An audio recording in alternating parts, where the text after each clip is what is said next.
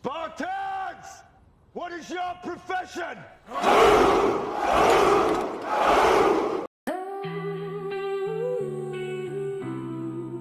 Yeah. Y'all wonder how I'm moving so fast. How I'm shipping products while y'all still in the drag. It ain't a secret, man, it's just a new tool. I'm plugged into the matrix, let me take y'all to school. Yeah. Used to be the grind, 24/7 on the hustle. Ideas in the notebook, building up the muscle, but the time was leaking. Progress was a crawl, till I plugged a new assistant. Now I'm standing tall. They asking Ralph how you launching every week. You got a hidden team, your development's elite. I just laugh and point right at the screen. Me and my AI partner, man, we built a whole scene. From a single prompt to a full deploy. This ain't just a toy, this the real McCoy. Acceleration, man, the speed is cinematic. Turning static notions into apps, it's automatic. He took a single thought and made it come alive. Plug into the system now, he's in overdrive. Building in a day we used to take a year. The future's getting coded and the vision's clear. All the AI stack, there's no looking back. From a blank white page to a product live. Just a new foundation, watch the dream arrive. Yeah, let's run the checklist. Look at what we did. First one, resume flaw for the market grid. It ain't just a template, now it's built to scan. Beats the ATS, get your foot in, man, that app is live. Check the marketing, then the thick content assistant for the YouTube targeting. Clock test. Feeds it my whole video, it analyzes the data. Pulls the titles, keywords, and the metadata. No more writer's block when I'm trying to post. The AI feeds the algo, does the most. He took a single thought and made it come alive. Plugged into the system now, he's in overdrive. Building in a day we used to take a year. The future's getting coded and the vision's clear. Oh, the AI stack, there's no looking back. From a blank white page to a product live. Just a new foundation, watch the dream arrive. Yeah. Next, culture portal, little tech barbarians. A whole size platform, no, I'm not barbarian. Handles all the payments, thanks to Google Cow. A whole damn business from a single prompt pal. Then the time cost cow, just a simple tool. Shows them what their wasted time is costing, it ain't cool. Now we building eloquent, that new speech app. A public speaking coach sitting in your lap. It'll fix your pacing, analyze your tone. This AI partner, won't leave me alone. Got me building empires, one line at a time. Took me from the bottom, now I'm in my prime. It's more than just a building, it's the problems that he's killing. When the code is breaking and his brain is aching, he finds a solution, yeah, a new evolution, yeah. That's the other side, the troubleshoot flow. Got a doctor error, don't know where to go. Feed the bug to the model, it just spits the fix. Used to take me hours, now it's done in 6 minutes, 9 hours, that's a power change. As a tech coach, man, I'm rearranging how I teach the people, make them productive. Use the AI daily, it's constructive. Helps me build their roadmaps, helps me find their flaws. I'm a one-man army with a high-tech code. He took a single thought and made it come alive. Plugged into the system, now he's in overdrive. Building in a day we used to take a year. The future's getting coded and the vision's clear. Oh, the AI stack, there's no looking back. From a blank white page to a product live. This the new foundation, watch the dream arrive. Listen,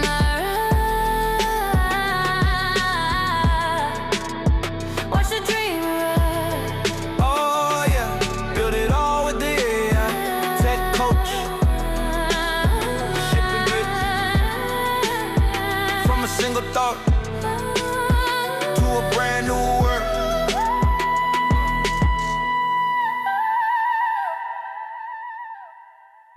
Welcome back to another Sunday afternoon episode of Software Explorations with Tech Coach Ralph. We are going to continue building out our speech coaching app, which is supposed to help us remove filler words and the ums and the ands and and saying like all the time. But we're building an app to help us speak better so that we can be more confident, more comfortable in any conversation, any discussion, any unfortunate debate you might find yourself in. However, I am going to apologize right now because we might be struggle streaming a little bit today because it looks like my upload speed is not the greatest. So keep that in mind. Though, if we see we get stuck a little bit every now and then, I apologize. But the good thing is, once I clip this video up, we should have a much better, like we'll have the no freezing and stuff like that. But if I do freeze while on live, let me be the first to apologize to you. Sometimes, and I'll show you right now. I will show you right now. I'm getting a 359.1 upload speed, right? So, however, my download 359, my upload speed is a measly 8.61 right now. Bruh. Hopefully we can get that taken. Hopefully it picks back up today, but I don't really have much control over that. So I apologize in advance for any slowness that we might have today, right? But we are still going to work. We work here. That is my number one goal. No days off. Might take some hours off, but there are no days off. We're going to get to it today. All right. Like I said, so last week on this episode of Software Explorations, we left off where we're using a local Supabase instance and our audio file is being recorded. However, when it's trying to be analyzed by Amazon Transcribe, the issue that we're having is because it's a local S3, Amazon Transcribe cannot find our S3. So what we're going to do today is we are going to be changing the implementation to upload it to an Amazon S3 bucket and then have Amazon Transcribe pull it from that Amazon S3, the AWS S3 bucket to do the analysis, and then we can go from there, right? But that is what our game plan is for today. But before we do that, how is everyone doing today? Hopefully you are having a magnificent weekend. Let me be the first to tell you, happy Thanksgiving coming up this Thursday. Be careful on Black Friday. Don't get into any fights. Don't go and spend all your money. Don't go maxing out your Klarna, your Afterpay, your Affirm. Don't do that. Make wise decisions with your funds. All right? Business expenses, whatever it is you're doing, but just don't go and waste money on things that you do not need. I spend my money on hosting, on Amazon fees, on API keys, and every now and then I might get a little something, but let's focus. We just got out of the shutdown. People crying and complaining about not being able to get their SNAP benefits, but we can't wait for Black Friday. All these Amazon is already having Black Friday sales. I mean, can we at least wait until Black Friday? Apparently not. Anyhow, let's get into the show. I'm going to take care of a little bit of housekeeping, and then we're going to get straight to work. We're going to be jumping into setting up our S3. We're going to be using Kilo Code Gemini 3 Pro maybe, to update, instead of using Supabase to store files, to use our S3 bucket. And then, and here's the issue, right? If I had, because we're doing this locally, so maybe in the future we might switch it back to using a Supabase S3. I don't know yet.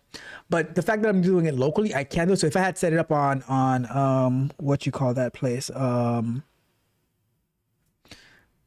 like a DigitalOcean, then it would be online and we probably could use that. But I don't feel like going through all that infrastructure needs right now. I can just have the files hosted on S3 for the time being, and then we'll figure it out from there. All right. That is the goal of it. But before we jump into that, first and foremost, thank you to everybody who subscribed to the channel, whether you have been with me for a very, very long time or whether you are brand new to the channel and to this tech stuff. my goal is to not necessarily teach you how to do one particular thing. If you do learn something, great. I'm all excited for that. But my goal is to show you the mindset, the critical thinking mindset, the creative thinking mindset, to know that you can do anything that you set your mind to. So many people, they are very scared. It seems like a daunting industry to get into, right?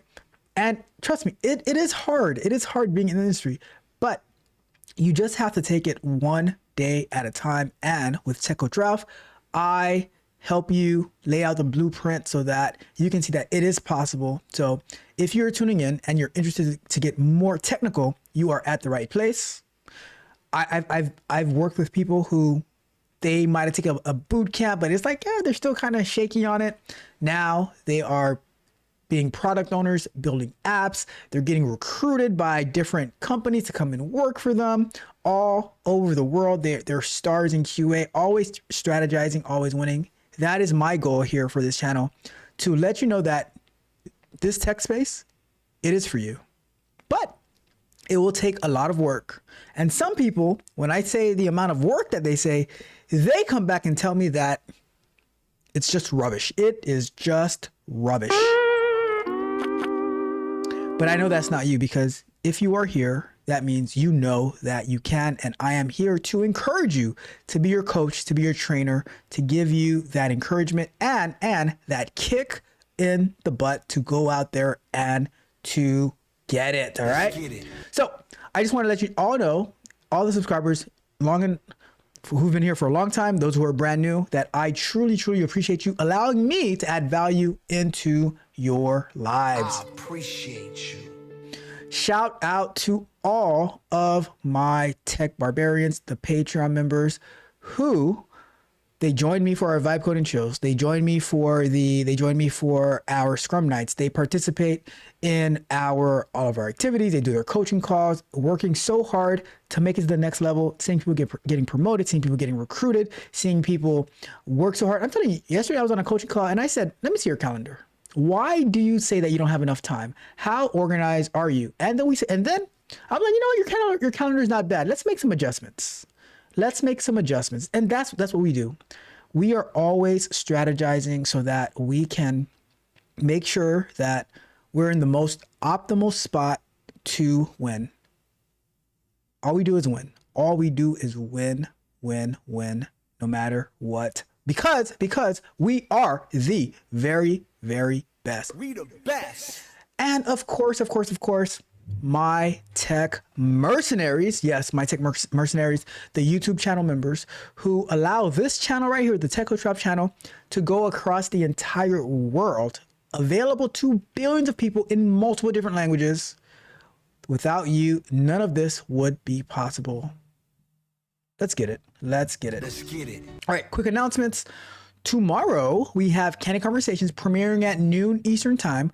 We're going to be talking about what you should do with other people's opinions, especially the opinions of people, which is just hearsay because someone told them, well, you know, the reason that this is bad is because of X, Y, and Z, but they're just repeating stuff that they never actually did for themselves. It's almost like a cult mentality.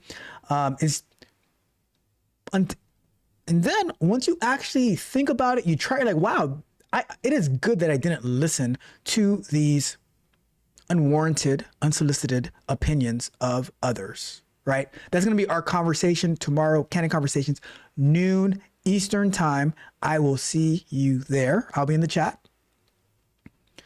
Tuesday night, we're going to be continuing working on the time cost calculator. We're going to be adding some more tests. We did really, really good using Gemini 3 Pro last week for our test. We're going to continue doing that this week. And we have Wednesday. Oh, on Wednesday, it's going to be really, really good. On Wednesday, it's going to be really, really good. I'm going to be giving you my secret tips and tricks, my secret weapon on how I used Gemini 3 Pro. Gemini 3 Pro just came out like last week and I started using it. I'm going to give you my blueprint. Don't tell anybody about it because it's my secret weapon. It's my gift to you, right? It's my gift to you.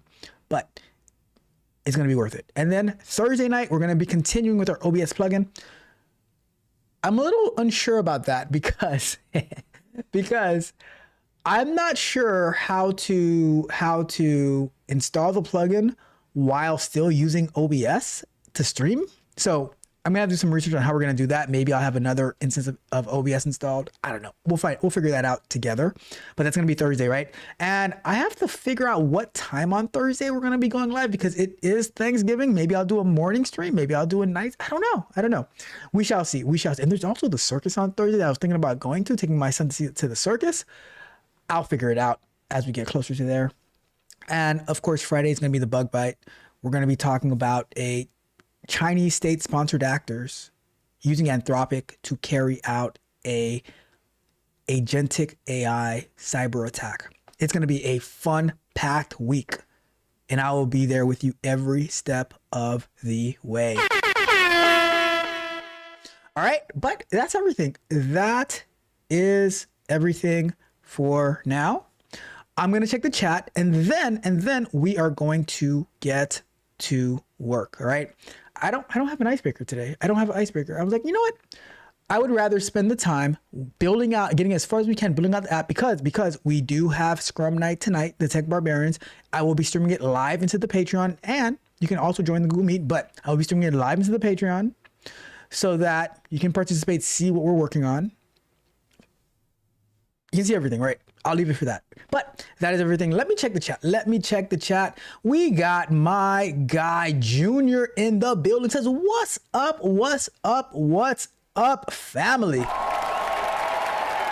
What's good with you, Junior? Hopefully everything is going phenomenal. I mean, it's not even hopefully. I know that everything is going phenomenal. But, it's just common courtesy to say that, how you're doing. I hope that everything is well, but I know for Junior, I don't know about for everybody else, right? But I know for Junior, it is absolutely fantastic day in and day out.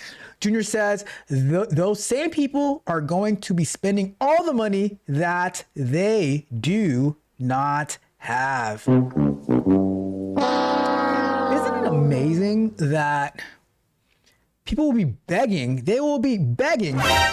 for food. However, they always have, it's like,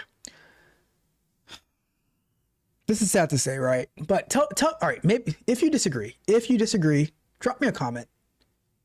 Let me know in the chat if you disagree with this. But it feels like people believe that they should not have to, it's like an inconvenience to feed themselves so that they can splurge their money on extra stuff. Having the subscriptions, Amazon subscription, Prime, and so they can watch TV, have like Peacock and YouTube Premium and all this type of stuff. Going out to eat, all these luxurious stuff because they feel that they are entitled to you feeding them. Am I off? Is that just a feeling that I have? Because I kind of see it as like, you have to feed me so I can go buy the iPhone Air, that hideous phone with one camera on the back, right? You have to feed me so I can go get an iPhone Air. I mean, look. I grew up in South Florida. I would be riding through some neighborhoods and it was not the best looking neighborhood, but there would be like 4 Escalades out on the lawn. Like when I say on the lawn, I mean parked on the grass on the lawn, right? There'd be like 4 Escalades and one, Chevy Impala with fancy colored paint, 22-inch rims, maybe 24-inch rims in some houses. But anyways, those are just my random observations. Okay, cool. All right, Junior says absolutely. Just saying. By the way, Junior. Maybe Rod Brown will be here later. Maybe not. But I took your advice and I changed the word brother, or I changed the word bishop for brother. It kind of the song a little bit. It has like a little bit of a lull in the middle, but he loves it. He loves it. And he said now he will absolutely play the song on his channel. So we had to compromise. But it's fair. It's fair. He likes it. It says, but don't dare touch their food stamp. Nope. Don't do it. Do not do it. And I don't mind people getting help, but I think there needs to be a lot of cleanup. I think there needs to be a lot of cleanup in this entire system. All right. Anyways, let's get to work. Let's get into our very, very first segment of work. I will send it to you. All right, let's get to it. So, like I said, we are working on, our goal is to upload the audio file to S3, but this time, instead of the Supabase S3, we want it to go to the Amazon S3. So here's an idea. Here's what we can do. What we can do, let me start up our first 20. It's time to do. So we want our audio file that's recorded with the app that's going to be analyzing our speech with Amazon Transcribe. We want it to go to S3, but right now, because we're using a local Supabase, we want it to go to Amazon S3 instead of our local Supabase S3. But what I'm thinking is maybe we can have it like a parameter or some type of configuration that says where it should go to. So should it go to the Supabase S3 bucket, or should it go to the Amazon S3 bucket? So that's what we're going to start off our prompt with. And then we can configure it. So then when we actually do have our Supabase hosted probably on DigitalOcean, we can say, all right, now that it's hosted, we want it to go to the Supabase. I'm not sure I'm not sure the benefit of either right now. It doesn't really matter. I like Supabase because it can handle everything all in one spot, but just to store files in Amazon S3, there's nothing wrong with that. So that's gonna be our goal. Let's go to the screen right here. And I am going to, before I even start up the application, I'm going to say, I'm going to open up Kilo Code. I'm going to move it over here. So here, let's set up ourselves a little bit. So let's, why is that over there? Okay. Let's move that one. Let's create our workspace a little bit. I wish you could customize how the layout of the workspace is, but it's okay. All right. So, and then there goes my Kilo. All right. So what I'm going to say to Kilo is, maybe we're using this one instead. Let me see. Okay. So let me see if we can use this one now. Do we have, I don't know if they upgraded this to, let me do a quick search real quick. Let's take a look at our plugins and take a look at Kilo, and there is an update available for it.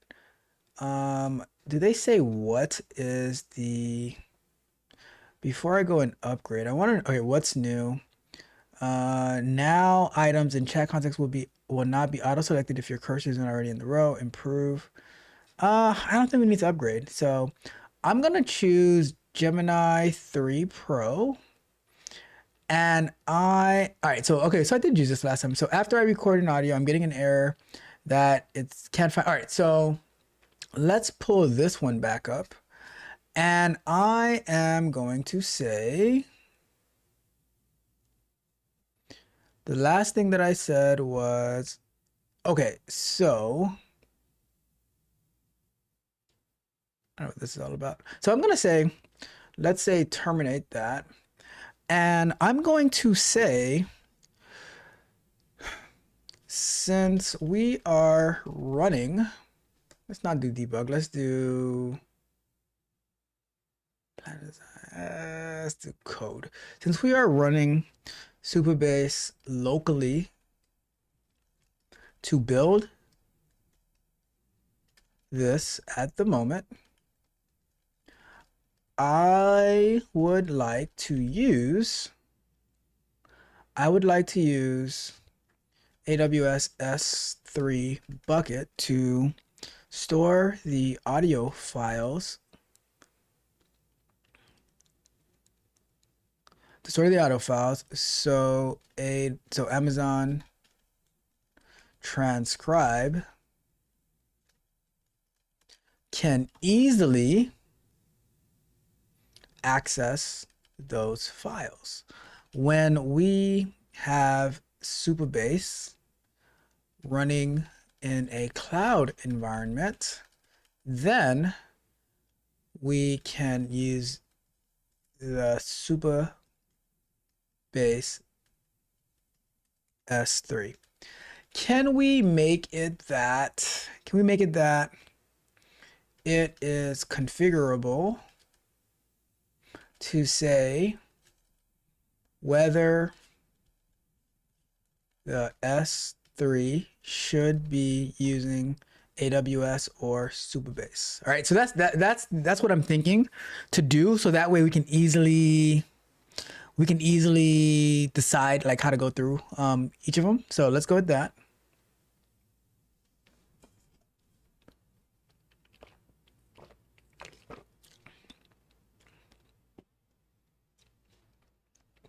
All right, analyzing existing code for file upload configuration. Add AWS S3 dependency to pubspec if missing. Create configuration flag setting for storage provider, AWS or Supabase. Yep. Implement AWS S3 logic upload. Refactor transcription service, audio service to use the selected storage provider. All right, that's basically what we want to happen. So now it wants to read the file. AWS S3 permission. I don't think that existed. So they must have just created that. Let's see what else. And while that's happening, I'm going to go and log into my S3 account.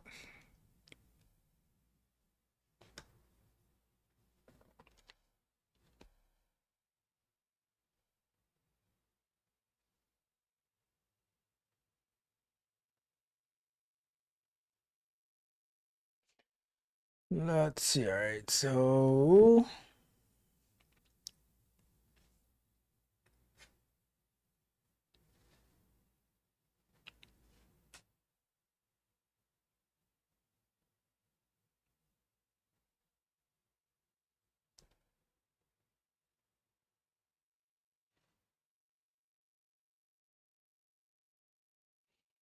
all right. Running. So Flutter. Let me do that. Flutter pub get is basically getting the newest getting whatever you added to your pubspec file. It's going to add those dependencies.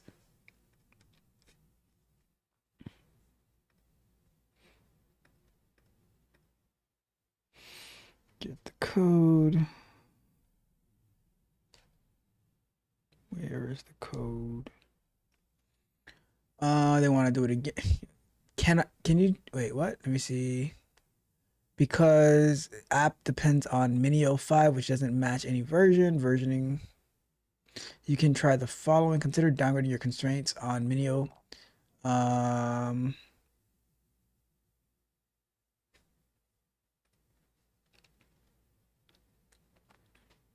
Okay. And all right, MFA code. We have.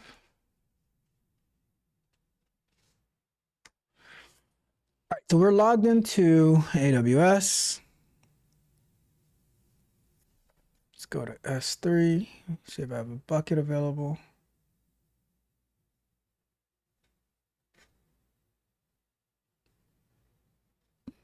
Okay, I have it. All right, so Let's see what's being done. Analyze existing code base, done. Read super base function to understand how it handles file paths, done. Add AWS S3 dependency to app pub spec, done. Create a configuration flag for storage provider, okay, done. Implement AWS S3 upload logic, so that's being done now. So that part has been done. Update transcription service to pass correct location info to the backend function. Update super-based function, speech to text to handle direct S3 uploads. Flutter analyze.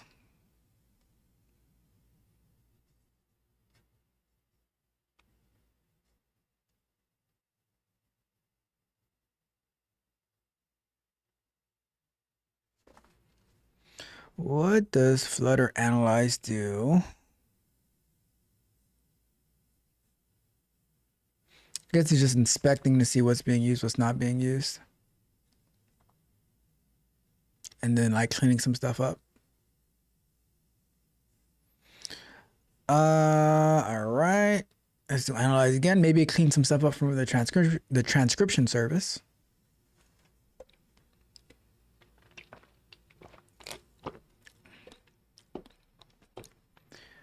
All right. 19 issues found now. Are you trying to write unit tests?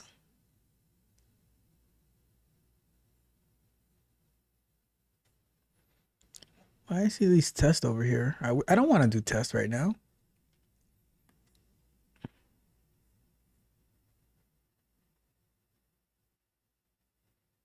Is it not working, or are you just trying to do some tests? Okay, task completed. I've successfully implemented the configurable AWS S3 storage for audio files. Here's a summary of the changes. Dependencies added Minio to here. Added use AWS S3 flag as an AWS credentials to the app.applib.config.dart. Transcription service updated. Check the config use AWS S3 flag. If true, upload audio files directly to AWS S3 using the Minio package. If false, use the Supabase storage pass is S3 flag to Supabase edge function. It says receive is S3 flag. If S3 is true, skip the download from Supabase storage and upload to S3 step since the client already did it. And proceed directly to starting the transcription service. All right. So now I'm going to change this to ask, right? So we're using Kilo code with the Gemini 3 Pro quote unquote preview, which it probably is the regular Gemini 3 at this point. I want to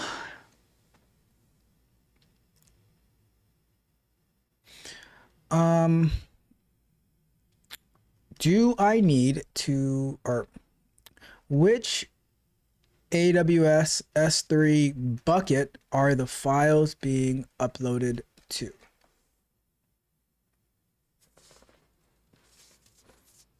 So this is for me to, because I don't think I had ever configured that. So we're going to check if we need to input that. Okay, so we did configure that then. All right, cool. So AWS bucket name, input. All right, cool. And the transcription results are output to a different bucket. Speak precisely, app output. Okay, cool. I just thought, as I'm reading this, I just thought it would be pretty cool that we can also have it speak back to you in normal language, maybe using a 11 labs. So anyways, we'll get to that at some point. Let's go and start the app.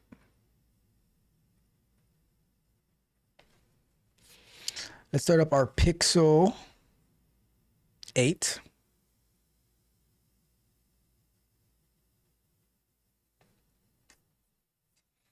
And once it gets started, there we go, choose that one. We're gonna say run the app.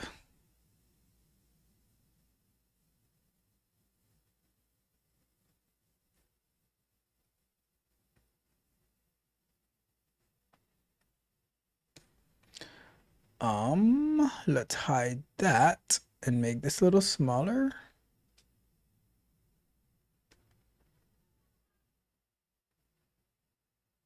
All right, there we go.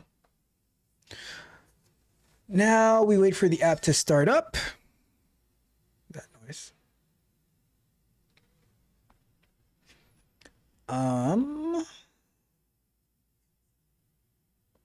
Why don't I see anything here?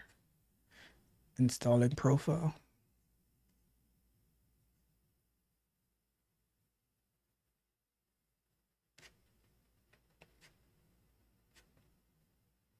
Profile installer.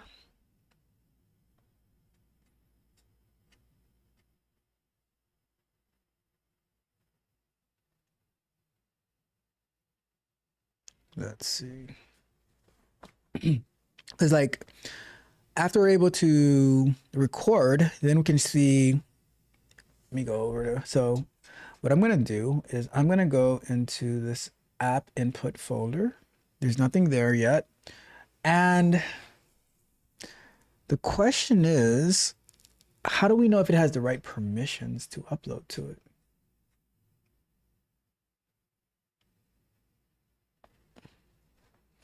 Lost connection to the device. All right, let's go and say, okay, there. Oh, there it goes. Okay, let's do this again. I'm gonna copy the permissions of that bucket. So basically, if we look at over here, these are the permissions for the bucket, right? So we need to make sure that these permissions are going to, that the app will be able to upload to the bucket. So let's say, can we confirm that the app will be able to upload to the S3 bucket with these permissions? If not, what should the permissions be? Because that'll be a problem if we do not properly set the buckets or the permissions on the bucket.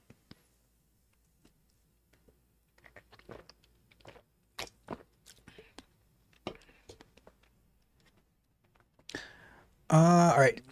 It says,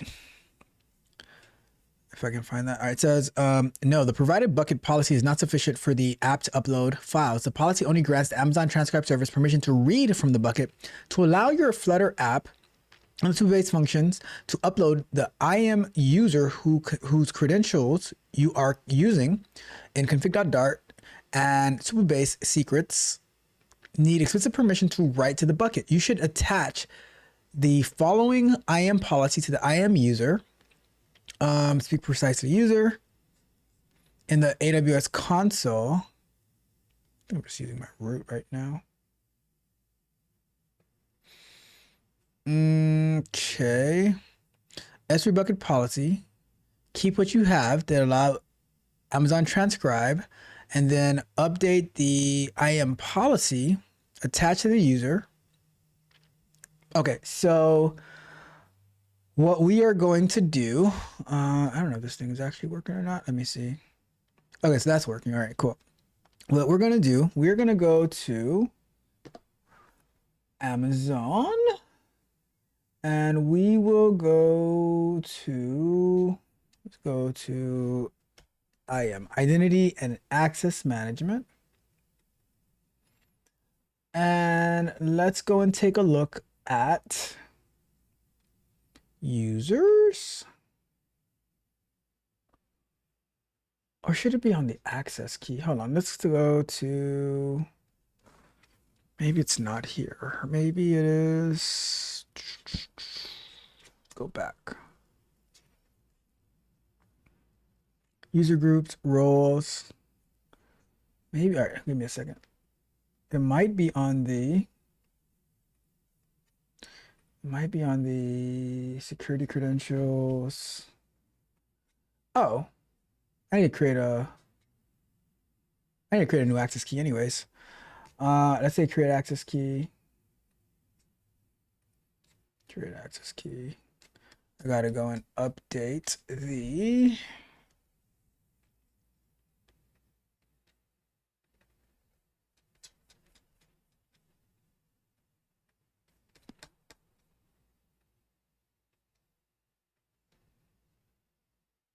okay.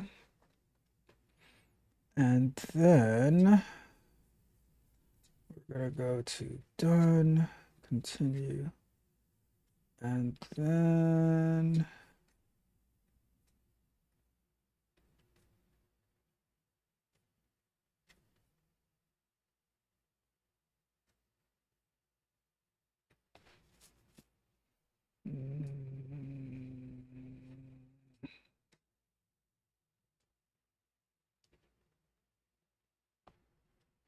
let me see something. All right, so let's go to,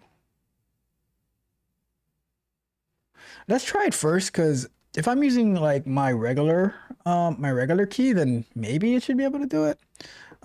So before we even go down that rabbit hole, let's go ahead and Lunch break! Lunch break! I don't know what the password was. I think I forget this password every week.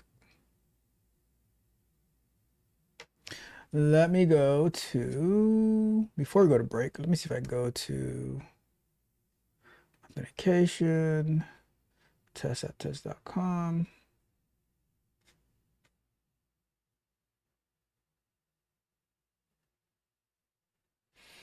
It's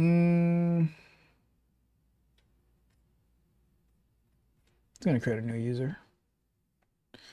Let's just create a new user. Let's say test1. Maybe it was, hold on, let me see. Maybe I used TCR 2025.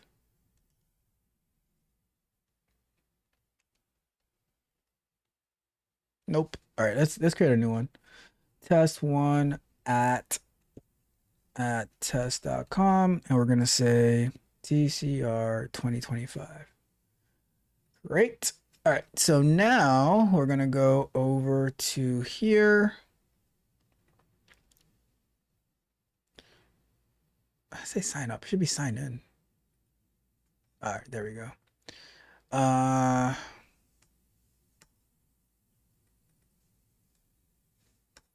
Let's say test.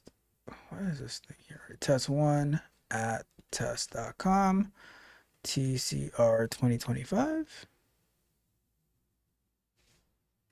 No? All right, there we go. Okay, let's go to break. Once we come back from break, we will record, and then we shall see if the audio file is able to get to S3, and if there's any errors, we'll fix them. We'll give the right permissions if necessary, so that we can get the file uploaded and then analyzed by Amazon Transcribe. All right, that is our goal once we get back.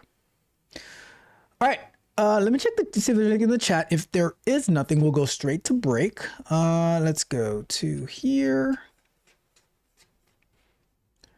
And let's see. All right, cool. We can go to break. So our very, very first break time topic is Google CEO Sundar Pichai. No firm is immune if the AI bubble bursts. Yup. So let's go over to here. And this was an interview with Routers or Routers. I don't know. Roto-Rooter. I don't know. But it was an interview with them about with the Google CEO about the AI bubble. The AI bubble. Let's go and let's go and watch this, and I might have depending on how much information is revealed in this one, we might have a follow-up article. So we shall see. All right. No company will be left unscathed if the artificial intelligence boom collapses. That was the warning from the CEO of Google owner Alphabet, Sundar Pichai. He made the claim during... It's Pichai. It's not Pichai. It is Pichai. I finally know the right way to say it. So thank you, Reuters person, interviewer, person, narrator, for letting me know the right way to finally say his name. A BBC interview published Tuesday. No company is going to be immune, including us. If you overinvest, we'll have to work through that phase. Pichai said he thought Google could cope if a possible bubble burst, and further called the current wave of AI investment an extraordinary moment. While he said there might be some elements of irrationality in the market, Pichai was positive about the future for AI technology. It's also true when we go through these investment cycles, there are moments we overshoot, right, collectively as an industry. We can look back at the internet right now.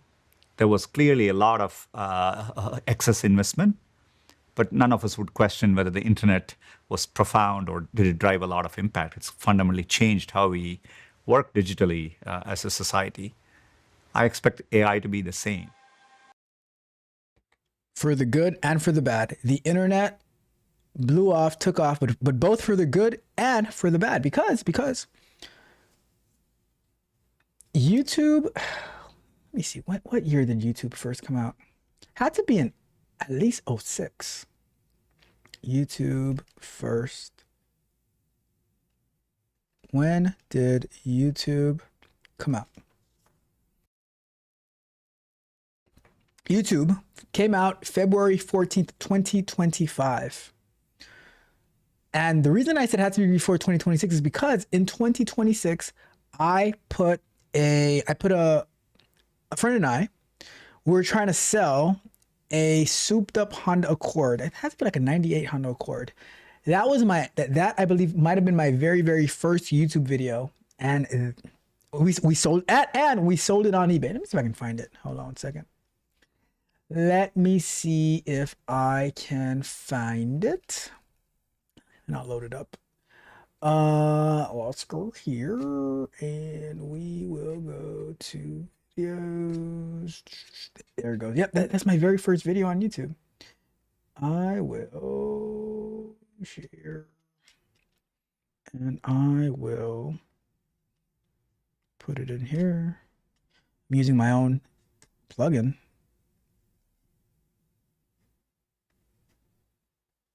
What? What was going over here? There's copy. Oh, copy. Paste that. Of car. All right. So after we finish watching this video, after we finish watching this video, I'll play my very, very first YouTube video that actually has 184,000 views on it. 18 years ago. That's when I first posted my very first YouTube video. It's 18 years ago. We're in 2025. We're in 2025. So I posted in 2000. It had to be 2006. Maybe it's not the same date matching yet, but that was my very first YouTube video. So let's go ahead and let's continue to watch. Let's continue to watch. Analysts have heavily discussed whether AI valuations are sustainable. Worries about that have begun to weigh on broader markets in the US, while British policymakers have also flagged bubble risks. Alphabet shares have surged about 46% this year. Investors have bet on its ability to compete with ChatGPT maker OpenAI. Alphabet pledged $6.5 billion in September to invest in the UK's AI infrastructure and research over the next 2 years. Pichai also told the BBC Google would begin training models in Britain. Each got a budget of $1,200.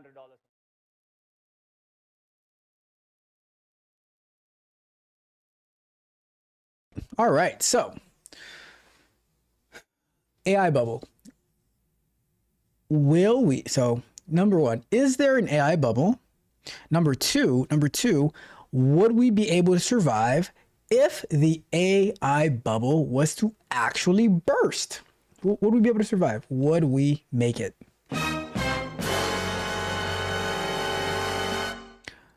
I don't.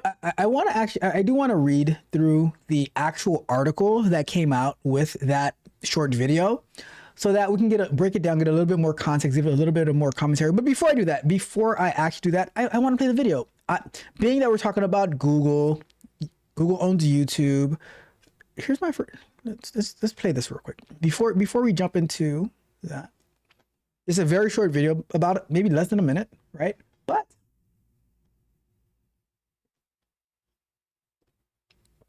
this is my very, very first YouTube video. And I've always been using it for business because I uploaded this so that we could post it on, we posted the link on eBay so we could actually see that the car ran, and someone drove from like Ohio to pick up this car, if I remember correctly.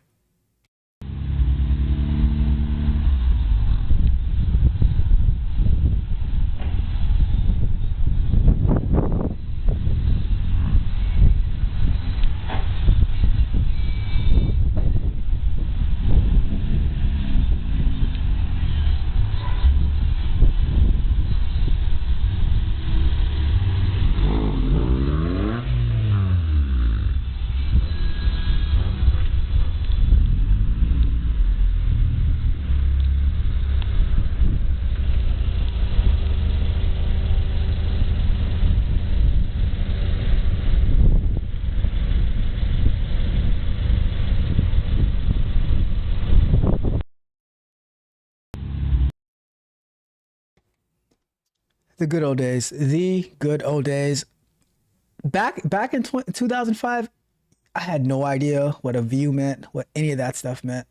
And that video, 154,000 views in the span of 18 years, 19 years, right? So the YouTube bubble didn't burst. The internet bubble didn't burst. AI bubble? Is there an AI bubble, and will we survive it if there is, right? So let's read this article real quick. And, you know, no firm is immune. If AI bubble bursts, Google CEO tells BBC. And all right, so it says November 18th, it says Chief Executive Officer Sundar Pichai, not Pichai, but Pichai, said no company would be unscathed if the artificial intelligence boom collapses, as soaring valuations and heavy investment in the sector fuels concerns of a bubble. And I keep hearing these reports, right, that companies are they're not seeing a return on investment in AI. I don't know how that is. I don't know how they calculate that return on investment, because the way outside of people not wanting to use AI, especially in the tech space, I see that I am able to go a lot faster. I'm able to get a lot like ideas. So I'll ask AI, like I'll ask it like Devin. I'll ask Devin like, look at my code base and how could I implement doing X, Y, and Z, and it's gonna go through my code base. Okay, you can do it this way. You can do it that way.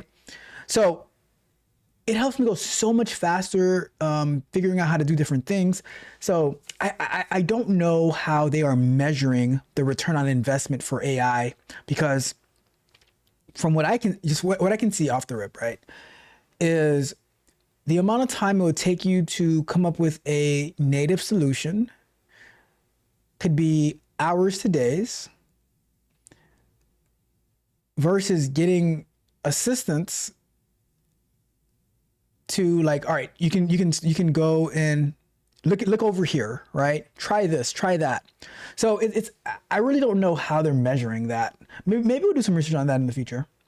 It says, Pichai said in an interview with the BBC published on Tuesday that the current wave of AI investment was an extraordinary moment, but acknowledged elements of irrationality in the market, echoing warnings of irrational exuberance during the dot-com era. That makes sense. That makes sense. It says, there's also been much debate among analysts about whether AI valuations are sustainable. I mean, that is true too, because when you hear these companies getting like $4 billion, $18 billion valuations that started last year. Yep. And now they're getting these billions of dollar valuations. Like, oh, okay. I mean, are you really going to be that sustainable? That's a good question. asked about how Google would cope with a potential bursting of a bubble, Pichai said he thought it could weather the storm, but added, I think no company is going to be immune, including us.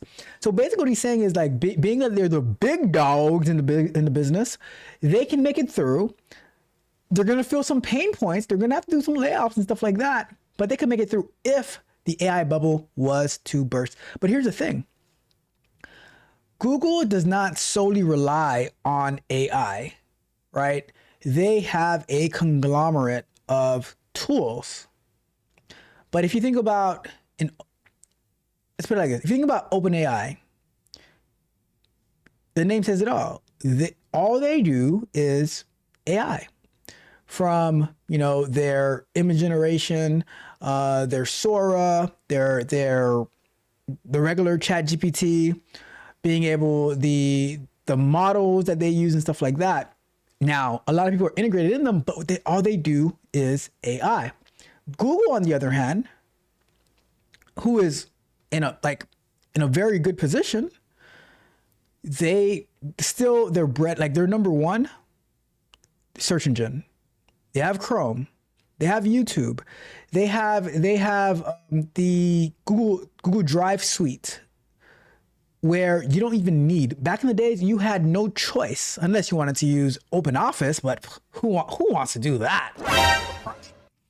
But you had no choice but to install Microsoft Office. Now, for free $99, and when I say now, it's been like over 10 years, but we have the whole Google suite, Google Docs, Google Sheets, Google Slides, Google Forms, where you don't even need Google. You don't even need Microsoft Office anymore, right?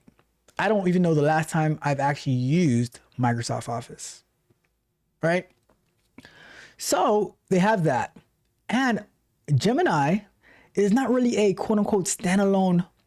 Like when you think of Google, the last thing I think about is Gemini, right? They have so many other products. They have their Google Cloud platform that we've used extensively on this channel. So that is why Google is more capable of weathering the storm than any other company would be able to, because their number one is not Gemini. Now it's growing, it's really powerful, but here's Google's secret weapon. Their secret weapon to survive the storm is they have Gemini built in and baked in to all of their products and services. So you can use it in Google Docs, you can use it in Google Sheets, you can use it in maybe I never use it in Forms. You use it in Google Slides. You can use the API. You can use Gemini.google.com. So many different usages, right? And you have the VO3 for the video generation. You have the Nano Banana for the image generation. The different models that they have. So it's a lot more versatile. So that's why Sundar Pichai is confident that they could weather the storm, although they will still feel a little bit of pain, but not like all these companies who are AI first and AI only. Right? So that's why it's going to be painful. So as a company, you should not be like, if you're not a purely AI company, you should not be looking to switch only to AI. You should be looking for, because there are companies, they see AI as AI is like the hammer, and they just have to force AI into anything that they're doing, when instead of strategically looking for, okay, where does AI fit into what we do, as opposed to, no, we need to implement AI. Not all companies can do it. So strategically look, okay, where does AI fit into the things that we do, and where does it not fit in? And let's apply it appropriately. All right. So that is where Google has a grip on the tech market and on the AI market. The way that they were a little bit late to the game, but I would probably say they were the smartest in the game. Sometimes being first isn't, because I used to use ChatGPT all the time, and now I don't even know the last time I actually went to ChatGPT.com. Right? Alphabet shares have surged about 46% this year. Out to Alphabet. And when I say that, when I say shout out to Alphabet, I primarily mean shout out to my stocks. As investors bet on its ability to compete with ChatGPT maker OpenAI. So in Wednesday's video about my secret tricks and tips to using Gemini 3 Pro, it reviewed a little bit about OpenAI and Gemini, and the lion's share of installations of Gemini versus OpenAI, the gap is closing. The gap is closing, and Gemini and ChatGPT has been out a lot longer than the Gemini app, but the gap is closing. So I think that Sam Altman and all of those OpenAI people, they are their pants. I'm just gonna say it right now. They are their pants. All right. Says, in the United States, concerns about lofty AI valuations have begun to weigh on broader markets, while British policymakers have also flagged bubble risk. It's true, like, because who makes these valuations? Who makes the valuation? You know, it's just random randos making the valuations. In September, Alphabet pledged £5 billion over 2 years for UK AI infrastructure and research, including a new data center and investment in DeepMind, its London-based AI lab. Pichai also told the BBC in the interview conducted at Google's California headquarters that Google would begin training models in Britain, a move Prime Minister Keir Starmer hopes will bolster the company's ambitions to be the world's third AI power after the United States and China. Oh my God. You know what?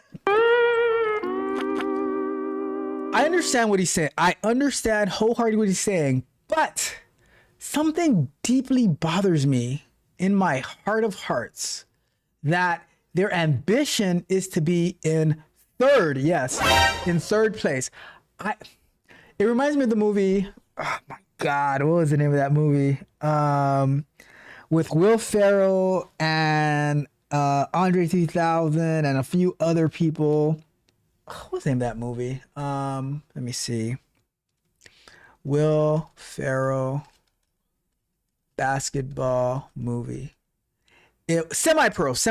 That's semi-pro. When they were chanting fourth place. I mean, that's how I feel. That's how I feel about Keir Starmer's ambition that Britain will be the world's third AI superpower after the United States and China. I would say, even though I know that even knowing that you might not be number one, I still want to say that I want to be the world's first AI superpower. Even if I know that I will not surpass the United States and China, be ambitious though. Not for third place, always for first place. All right, this is how I see it. That's just how I see it. All right. Pichai also warned the immense energy needs of AI and said Alphabet's net zero targets would be delayed as it scales up computing power. Oh, what? Hold up. Now. There's they just snuck that in at the end, because now all of those green people, you know, the Green New Deal, whatever happens to that, they just snuck that in there like, oh, by the way, Google's like, by the way, our goal of being net zero, energy net zero, call that a wash. I'm in a bind, Nate. AI over Green New Deal is what they're saying, right? If we want to win. Sorry, not sorry. Bruh. All right, but there we have it. What do you think? Do you disagree with my take on AI? If you do, subscribe to the channel and leave me a comment, a mean comment if you want, and let me know that I'm wrong. Do you think that Sundar Pichai is wrong about the AI bubble, or do you think he's right? And do you think that they should sacrifice winning the AI race to continue to be net zero for their energy so they don't scale up on computing power? What are your thoughts? Let me know in the comments. All right, we are going to get back to work. Before we do that, let me check the chat real quick, and then we will jump back in. So, Junior asks, do you know any methods to incorporate an MP4 file? Can you give me a little more context of what do you mean by incorporate the MP4 file? I'm not entirely sure what you mean by that. So if you let me know what you mean by incorporating an MP4 file, I will do my best to answer your question. And it says those are some big old rims. That was probably because that was a 98, I believe, 98 Honda Accord Coupe. It was believed that you would not be able to, those were 20-inch rims. Yes, those are 20-inch rims. You were not able to fit 20-inch rims on a 98 Honda Accord Coupe at the time. But guess what? Guess what? Yup. We did it. We did it, Joe. We did it, Joe. Yep, we did it. We did it. So, okay, Junior said, do you know any ways to uncorrupt an MP4? Ooh. I don't know. Let's take a quick look at that. Let's see. Can you uncorrupt an MP4 file? Yes, you can often uncorrupt an MP4 file by using software like VLC Media Player or specialized video repair tools. For some reason, I don't know what, when you said MP4, I was thinking about an MP3 file, but as an audio file, but you did say MP4. These methods work by re-encoding the file using a working reference file to fix the issue or automatically repairing. Okay, so they said that you can use, so VLC Media Player, it is free and it is very, very powerful. So I would definitely look at this. I will send this to you in the Discord, Junior, and you can take a look at that to see if that will help you out. But yeah, it should be possible. It should be possible using like these tools. There's also probably through FFmpeg, but that one is a lot more trickier because it's all through the command line and stuff like that. But I sent you the link. Try it out and let me know. Let me know how that goes. All right. Look at this. This is what we do here. We help our friends and family. All right. Let's go to. Let me see. It says, let me find out you were Thirst Trap Ralph back then. Back then? We Thirst Trap Ralph right now, right? See, unlike my beloved brother Rod Brown, not Bishop, but brother Rod Brown, I do not run from the titles. Yes, I fully embrace them. I couldn't download FFmpeg. What computer are you doing it on? Your iPad? Are you doing it on a Windows computer? On a MacBook? Which one are you doing? Which one? And if you're doing it on a Mac, if you're doing it on a MacBook, right? Use Homebrew to install FFmpeg, and that should be able to get it installed, and then you can start doing search for a command like how can I use FFmpeg to uncorrupt a MP4 file, and that might be able to help. All right. Let me see. Hey, I'm just being honest. we got my guy DB Darrow in the building. What's up, DB Darrow? How goes it? Always a pleasure to see you here. All right. Enough. Oh, so Junior says Windows lab. So I'm not too familiar. I haven't really used a Windows computer in God knows how long. I will do some research. And I'll get back to you. DB Darrow says Ralph never beating the thirst trap allegation. Look, I don't look to beat allegations. I embrace them. I mean, the other day someone says, stop using all these sound effects in your videos. I'm here to learn. And I said, well, if they bother you that much, why don't you just go and find somebody who has the same type of content, who doesn't use sound effects, and hopefully you don't fall asleep. It is what it is. It is what it is. All right. For real, let's get back to work now, all right? Because I can go on all day. All right? But I do have Streamline tonight, and we are already at 4 o'clock. We only did one segment, all right? So let's jump into the next one. Let's go! What happened to my screen? There you go.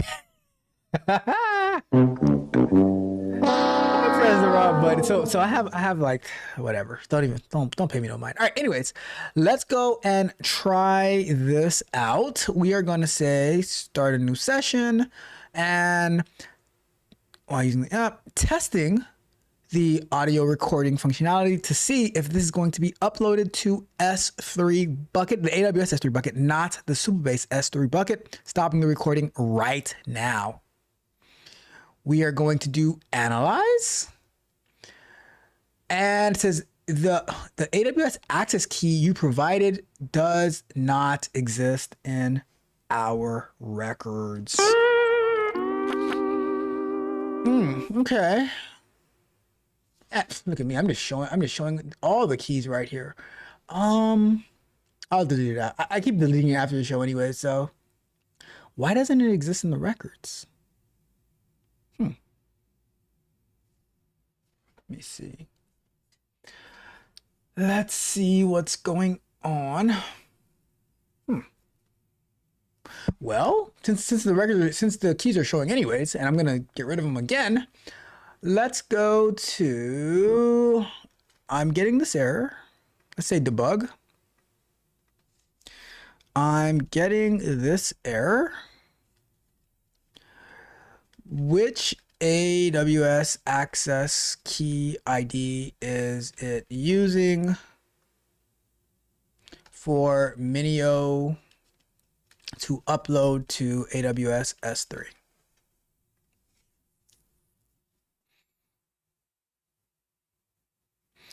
Replace your account.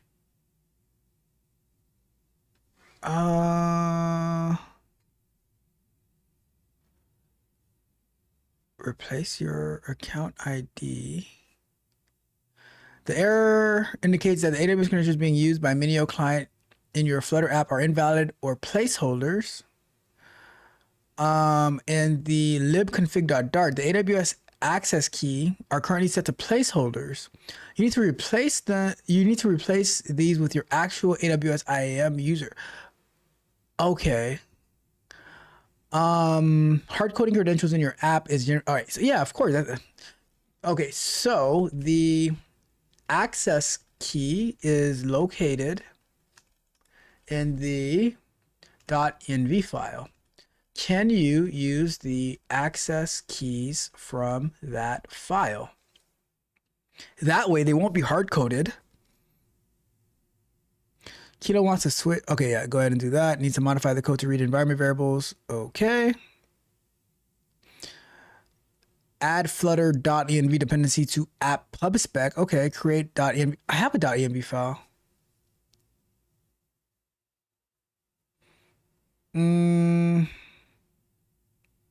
Oh, I know.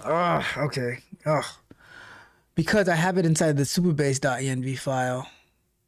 I didn't think about that. So that .env file is specifically for Supabase, not for the whole Flutter app. Okay, God, that makes sense. So we'll have to copy it there. Whatever. Okay, that's fine. So there's gonna be a Supabase.env file and then a regular .env file, which is kind of annoying to have it in different spots, but whatever. We can optimize that later. Okay, app. All right, so it automatically moved it over for us too. update the app lib config.dart to read from the .env, initialize .env, and app lib main.dart. Add .env to GitHub to git ignore and verify the changes.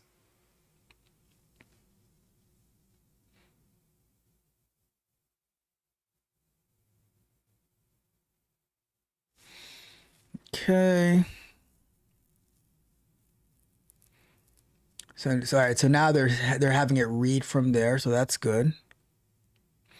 So all we should have to do now is click on the Analyze button, and we should be able to see it to get to S3. Add .env to git ignore.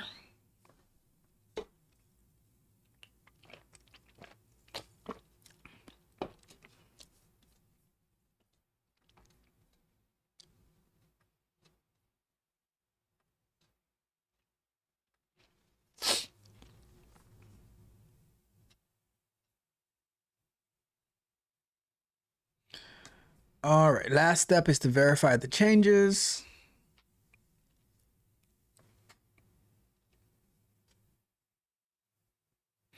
And for those who don't know, I am using Kilo Code. I'm not using Cursor. I'm not using Amazon Kiro. I'm not using Windsurf. I'm not using, what is the one from GitHub called? Copilot. I'm using Kilo Code. Why am I using Kilo Code? Because Kilo Code allows me to use my own API keys so that I do not have to pay a subscription to anybody, right? I just use my own keys. I prefer pay as you go. All right, so this is all right, cool. So we are going to click on Analyze again to see if it's going to actually upload to S3. And what I'm going to do, I am going to duplicate. I'm going to go to S3 to see if the file is going to get there. And I will go to here and we will do the double screen. And I'm going to click on Analyze to see if we have any errors. I think we probably need to restart the app. Look at that. I got my time calculator. All right, for now, until the app comes back up.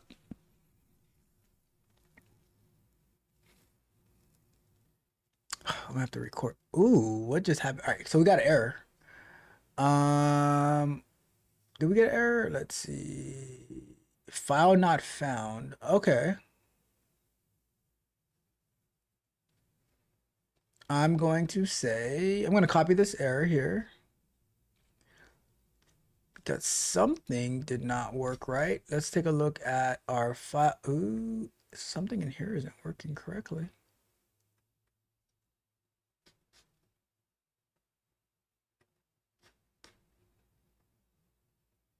Okay, so that's some other error, I suppose. Have our .env file. Okay. When attempting to start the app again, I got this error. I'm going to go to debug. I'm going to paste the error and send it off.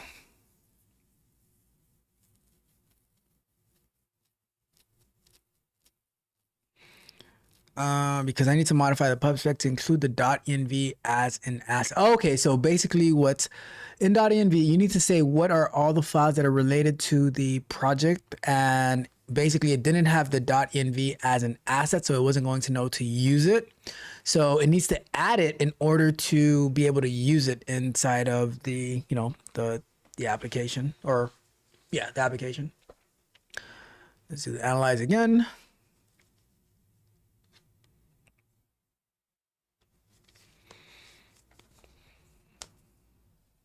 All right, let's try to start it up again.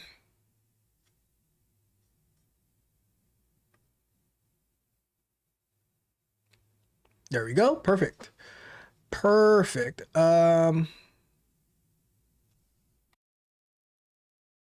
right, so let's say Testing again to see if this recording is going to get uploaded to AWS S3 bucket so that we can take it to the next step of actually being able to use Amazon Transcribe to analyze our speech.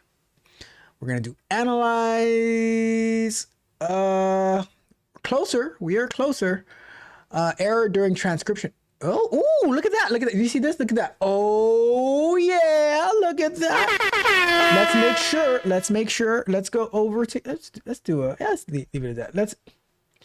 I'm going to go and refresh this bucket to see if it is there. Moment of truth. Let's go. Let's get it. We are winning. I'm telling you. I'm sorry. Like, I get excited when I see the things that I'm working on actually work and we're making progress step by step, laying it brick by brick, precept upon precept. And they just be trying to kill my joy. They be trying to kill my vibe. They be trying to kill my vibe, right? That's how it goes. That. Said it was a vibe, but it's 6 feet deep. Now I'm digging through the rubble of the plans I keep. You flipped the switch, you flipped the script. Left me stranded on a sinking ship. I asked for one thing. They be trying to kill my vibe, right? Because now we have the audio file uploaded to S3. Now we have a different error to fix. No biggie. That's how we roll. That is how we roll. So let's continue. We are going to copy this now and say, so basically I would need to say, so if I want to use Supabase, right, I would say, let me see, config.dart. I would say that this, so I'd have to turn, so storage configuration, use AWS S3 is set to true. If I set it to false, so if I said false, then it would use the Supabase storage. But for now, we're going to use this, right? All right, so now over here, I'm going to say, we were successfully, let's start a new task. All right, let's start a new task. We were successfully able to upload the file to S3. And something I would have to do in the future, right? I would create a separate user or role for uploading to S3 and give that the necessary permissions. So the only thing that the app can do is use that user role to upload to S3.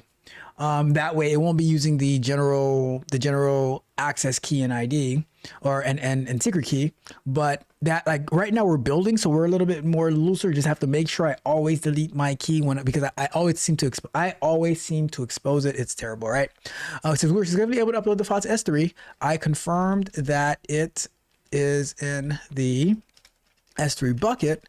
However, now when Transcribe tries to do its thing, I'm getting this error. Let's see how well Gemini 3 Pro understands slang. All right, let's go with this.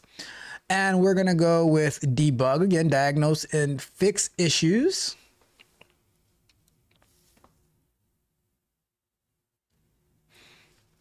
It says why is the service unavailable? I don't want the service to be temporary. I want it to be available. I'm gonna go, while that's happening, I'm gonna go and take a look at Amazon Transcribe.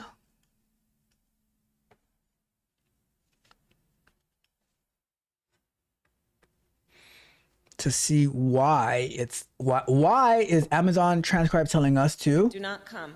I want it to work. Let me see. So let's see what this is going to come out with. I'll do a double screen real quick.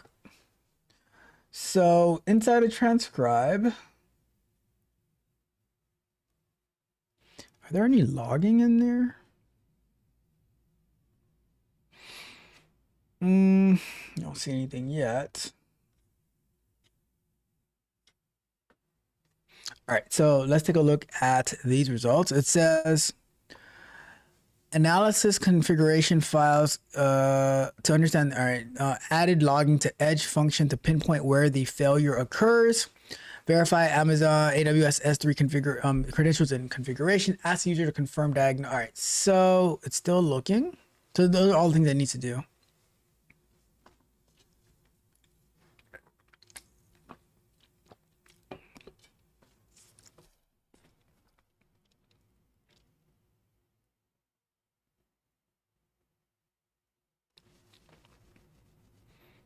Because once we get these two steps going, the main part of the application will be working, right? The main part of the application will be working to analyze the speech. Then we can start saying, all right, now how do we want it to present it? How do we want the configure, like the communication, all that stuff, right? I log into edge function to pinpoint where the failure occurs, imports, initialization, or verification, verify AWS credentials and region configuration, ask user to confirm diagnosis and run the function again.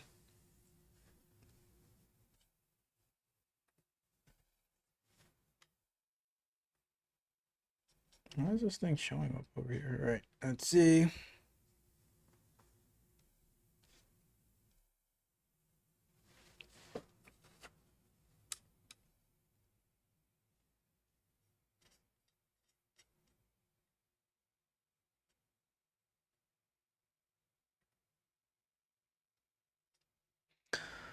Let's see here.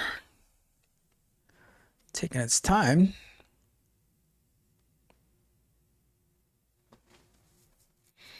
So right now it's adding logging to a few files so that we can have clearer understanding of why something is or is not working.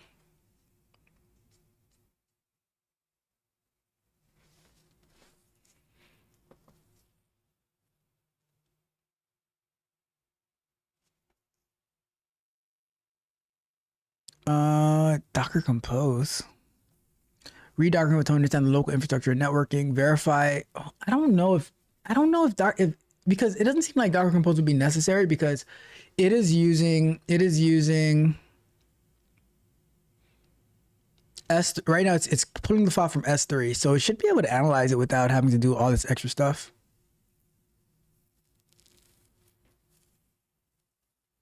Okay, so right now it's going to do the Docker logs for the last 50 messages.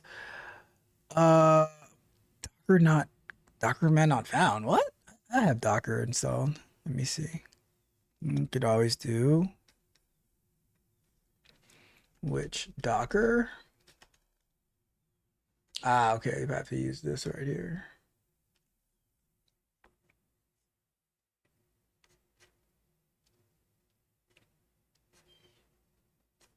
So let's do Docker super base edge functions --tail 50. Docker logs.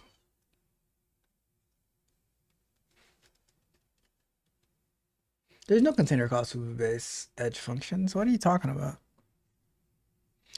Verify credentials. I guess we got through that.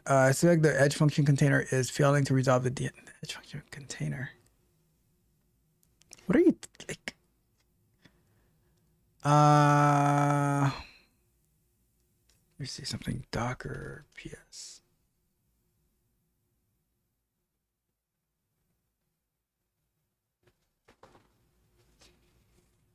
There is not a. Maybe they just mean.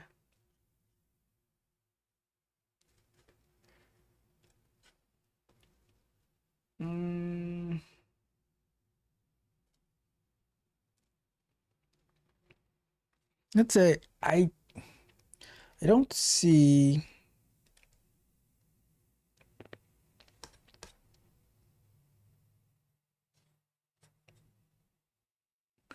Oh, I think I see what's happening. So Postgres. It would probably be a name like this, and they throw on edge functions at the end.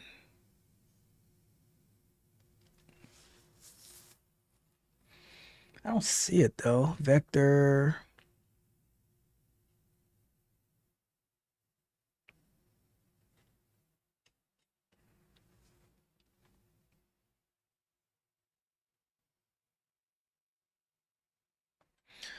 I will say that I don't see a Docker container named Supabase Edge Functions. However, if the file is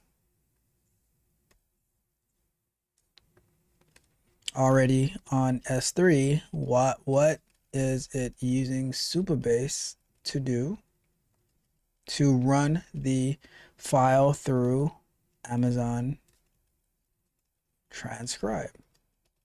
Lunch break, lunch break. All right, let's see what the result of this one is, and then we can actually go to break.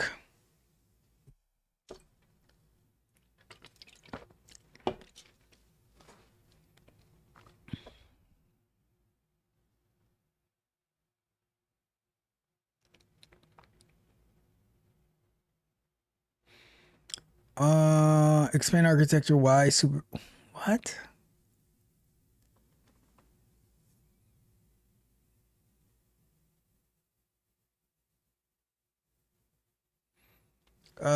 To answer your question, the file in S3, but the Flutter app cannot directly tell AWS Transcribe to start working. Flutter app uploads audio to S3, calls Supabase Edge function. Supabase Edge function, this is the backend logic. It has your AWS S3 secret, which we don't want in the mobile app, okay? It tells AWS Transcribe, hey, take a look at this file. Supabase Edge function waits for the job to start and sends it back to Flutter. The error, name resolution failed, usually means the Supabase gateway cannot find the Edge function container, or the Edge function itself is crashing immediately because it can't download. All right. Okay. So Docker PS. Let's see. I wonder. I'll send this off before. Let's go to. Is there a Docker? Is there a command to only show the names of the running Docker containers? I just want the names of the containers.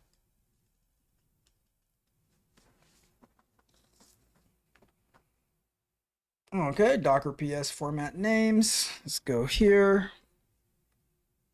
Do a terminal window. Oops. Let's go with that. All right, so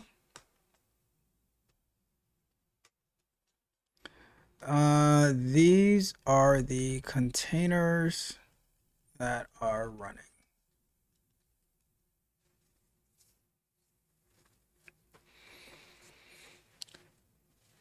All right, we shall leave it at that for now. We're gonna go to break, and then when we come back, we will see what we can do to get it connected. All right, but for now, let me check the chat, and then we're going to get to our break topic. All right, so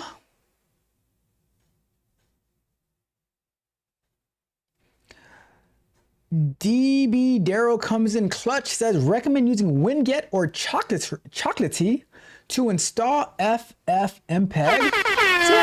Do you see how we help each other out over here? That's why you guys are the best. We the best. And we got my guy, the beloved brother, not bishop, beloved brother, not a bishop, Rod Brown is in the building, says salute family. Salute to you as well, beloved brother, not a bishop, Rod Brown. And Junior says, what are those? Those are basically software to install packages like you would do in like on a Mac or on a Linux machine, where you can use Homebrew, you can use apt-get, you can use Yarn on Linux machines. So I'm supposing it's like a package, kind of like a package manager for Windows. That's my assumption.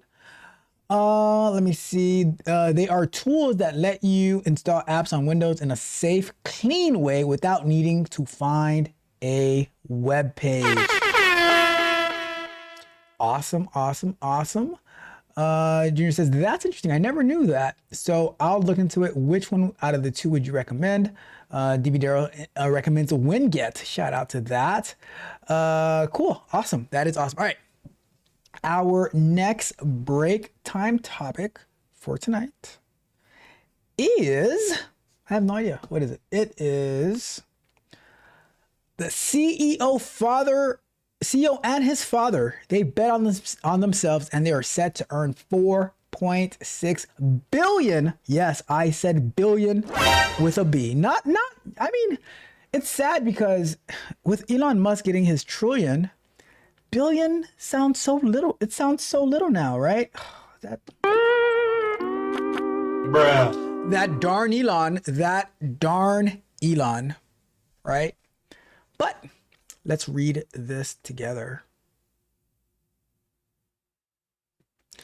This article is brought to us by one of our favorites, CNBC. It reads, CEO and his dad each took out second mortgages to start his company. Now, I mean, look, for a father to take out a second mortgage to start your company, he truly, truly believes in you. Now, he could get a $4.6 billion payout. What? Hey. Says, Rivian CEO RJ Scarnage could personally earn up to $4.6 billion over the next decade if the electric automaker hits specific profit and share price targets laid out in a new compensation package recently approved by his company's board of directors. So Anton breaks this down a lot about how many people, they're just looking at the salary that you're going to pay, how much you're going to get paid yearly. But CEOs, they primarily get paid off hitting certain milestones, mile markers, all this type of stuff. And they don't get paid like necessarily in cash. They get paid in stock incentives. So says the potential payout, which earning comparison to Elon Musk's pay plan, likely never would have been possible had the 42-year-old Rivian founder and his father not made a financially highly irrational decision. In 2009, they each refinanced their houses to secure the money needed to get the company off the ground, he said in an October 2024 interview at his undergraduate alma mater, Rensselaer Polytechnic Institute. Interesting alma mater. Scaringe? Is it Scaringe or Scaringe? Either way, has said that he formed Rivian, initially named Mainstream Motors, the day after he earned his PhD in mechanical engineering from the Massachusetts Institute of Technology, MIT, in June of 2009. He had a dream of starting an automotive business since childhood. Shout out to you fulfilling your childhood dreams. And here's how it went, right? Because many people, when they ask you as a kid in kindergarten, what do you want to be when you grow up? A firefighter, a teacher, a police officer. Some say an astronaut. But this guy, Scaringe, he wanted to start his automotive business. What type of automotive business? He didn't really know. But now he has a EV business, which pretty nice cars too. No cars, actually, just SUVs and trucks.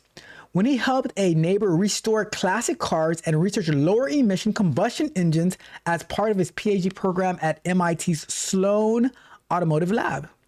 His first business project, building a hybrid sports car, but he lacked enough funding to launch a capital-intensive business. A car company can require billions of dollars, thousands of engineers, and a manufacturing plant that would take years to build. Well, now in the age of AI, who knows, right? Scaringe had no employees at the time and hadn't yet designed or built any of his proposed vehicles' underlying infrastructure or technology. So investors weren't eager to supply the funding. Bruh. Ain't believing us. That soundbite literally goes well with that, right? It says it's this incredibly high risk proposition. So because of that, my dad and I actually financed the beginning of Rivian. I had a house that I refinanced and my dad had a house that he refinanced, said Scaringe, adding, his love for me and belief in me led him to do something that was financially highly irrational. If it were not for that, it would have been impossible to get going. So here's a question. Do you believe in your child enough to do something highly irrational, like taking out a second mortgage on your home to bet on their success? Would you take out a second mortgage if they say, Dad, Mom, I want to start a business where I'm going to be creating flying cars? Yes, flying cars, which were supposed to be back out forever ago, right? However, I don't have the funding. I'm broke, broke. I ain't got it. Bruh. Will you or can you take out a second mortgage on your home because you love me, and you believe in me so that we can get this off the ground? And you just throw in, well, the CEO of Rivian, his father believed in him enough to take out a second mortgage. Why can't you do it for me? I am going to be a star. Well, will you do it for me? Right? That is the question. Right? It says both refinancings were second mortgages, the New York Times reported in July 2019. Scaringe initially bought his own home in high school. Damn, he bought a home in high school with money he saved from two. All right, hold up. What the hell kind of summer jobs are you doing in high school that you can save enough to buy from two summer jobs you can buy a home? That's crazy. Working in a restaurant and also as an apprentice machinist. All right, something ain't right. Something ain't right. How from working in a restaurant and working as an apprentice, you're able to buy a home right out of high school? I mean, that's smart though. That is smart. I'll tell you that, right? And then earn extra income renting the home. Oh, so he bought an investment property. He told the How I Built This podcast in September 2022 episode. The Rivian founder hasn't publicly disclosed how much money he secured from the two refinancings, but the funds were enough, along with some investments from friends and family, to begin hiring Rivian's first engineers and start building a prototype vehicle. He said on How I Built This. So here's another question for you. Would you invest in your friends and family if they had a business idea, a business venture? And if you would, is it because they're your friends and your family, or is it because they have a good idea? How would you approach it?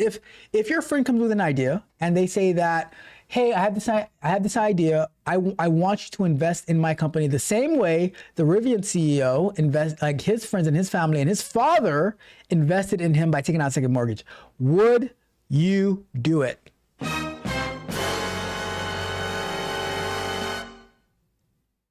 I think it's a fair question.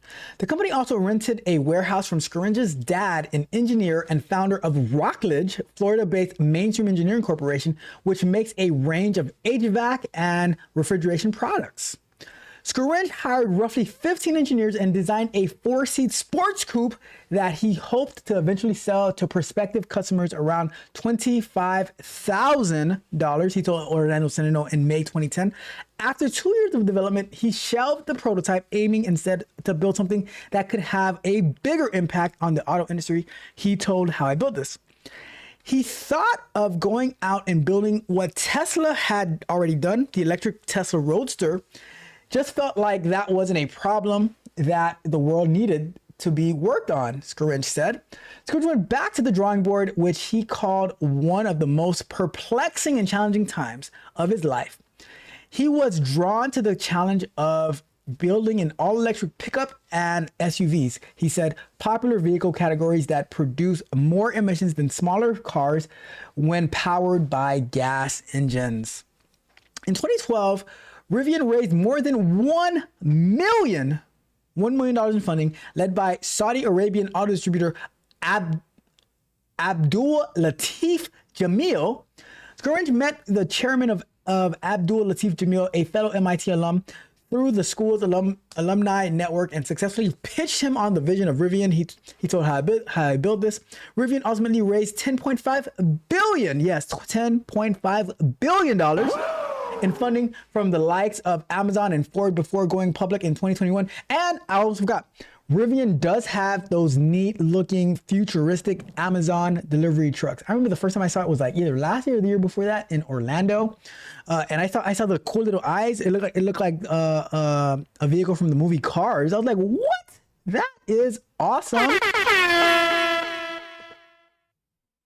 The same year, the company electric trucks and SUVs finally hit the market. Today, Rivian has a market value of more than $20 billion, with Scourge owning a stake of about 1.4 in the company, according to Forbes. If Rivian hits all the profits and share price targets in Scourge's pay package over the next decade, its market value could increase by roughly $153 billion, and Scourge would accrue a larger stake in his business, the company said in a November 7th filing with the U.S. Security and Exchange Commission. Shout out to the CEO, Scourge, and his father, who believed in I'm gonna do a Stephen A. Put the camera on me.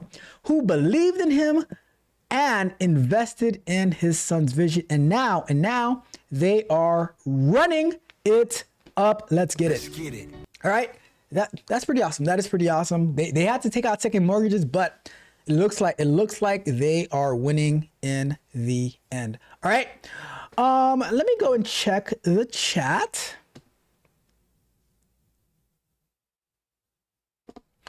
And then we shall get back to one more segment of work.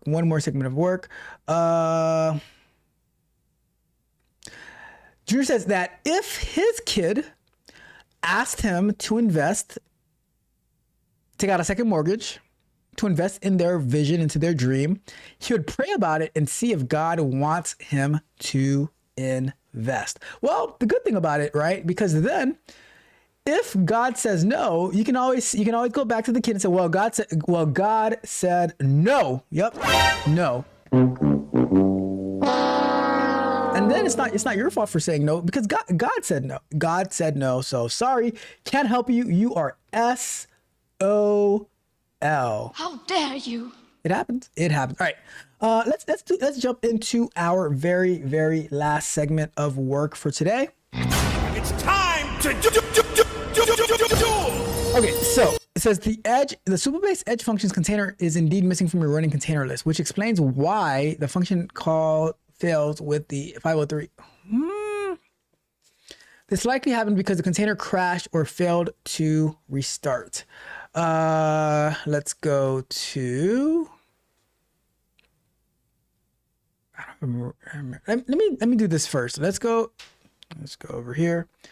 Let's go and do a Docker ps-a to, let's do it this way.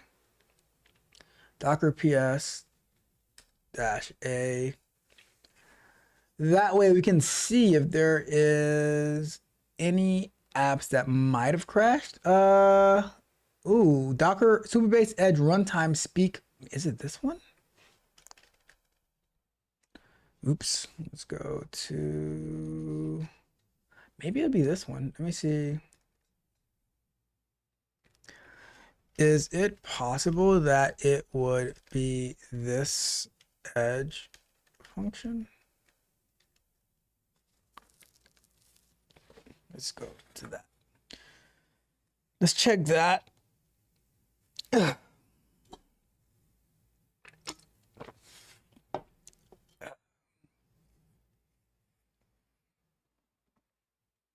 All right, so we are checking up that. So that's the one. All right, cool. Could you please run this? All right, so let me run that command. Oops. Oh, that's gonna work. I can still do it over here though. Clear. Let's do. Ooh, what? Oh, I didn't copy the command. That's why. Let's go and copy this command. Paste that in there.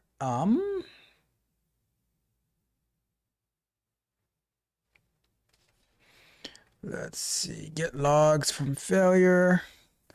You need to actually run the command. Let me see. Docker logs. Let me paste that, and I'm going to see all the log. Oh, the only thing that I have coming from that log is this.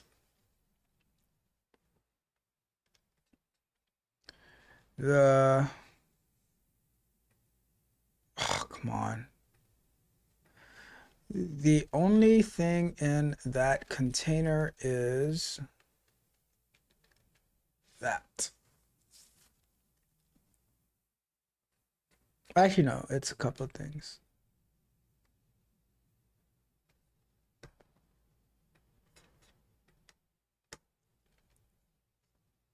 Let's go with that.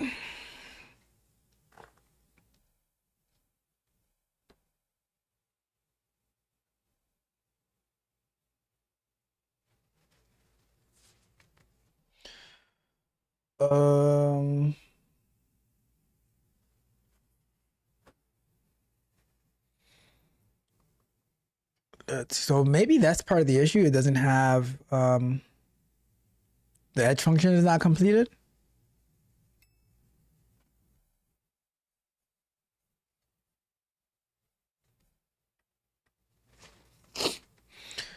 Let's see here.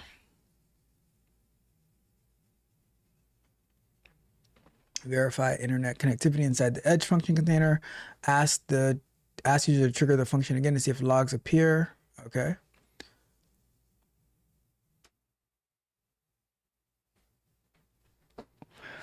Let's see what happens now.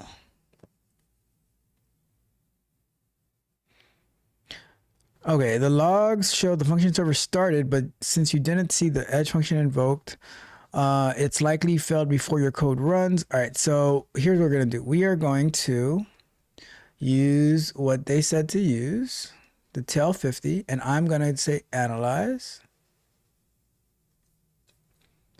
Go over to here. All right, so it doesn't even look like it's getting there. So it says, could you please run this command to check if the container has internet access? All right, so we're going to, oh, come on. I just want to copy it.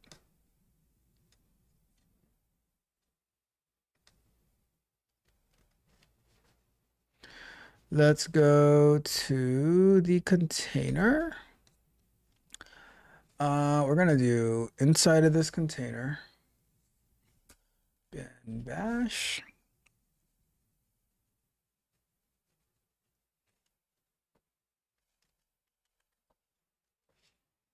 All right. Ooh. Oh, need to put the flags.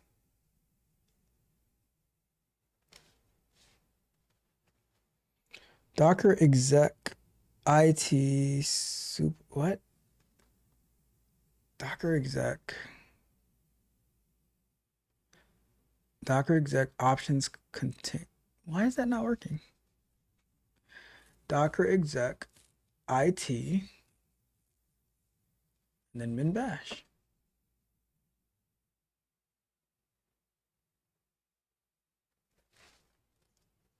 Okay, now we're in there. Oh no, we're not in there. Let me see.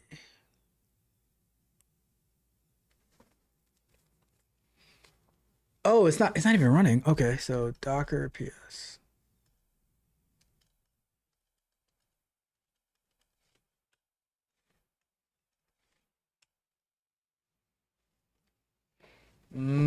Okay, so that makes sense why it's not working. Could I do maybe Docker start?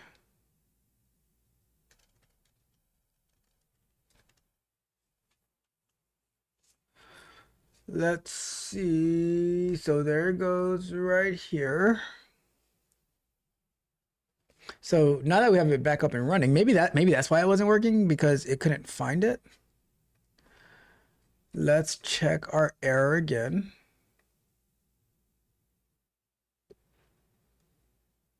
Okay, so apparently that edge function had crashed earlier and the container went down, but now that we have it back up, now we have the security token included in the request is invalid. It's invalid. So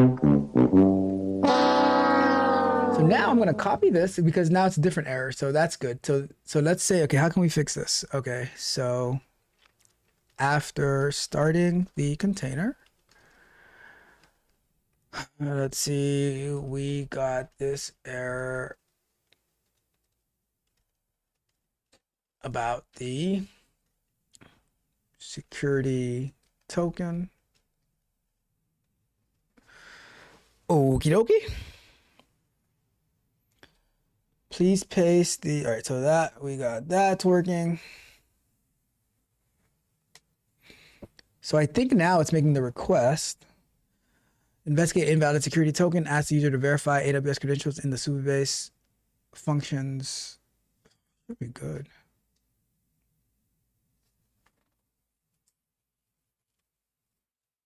It should be the same.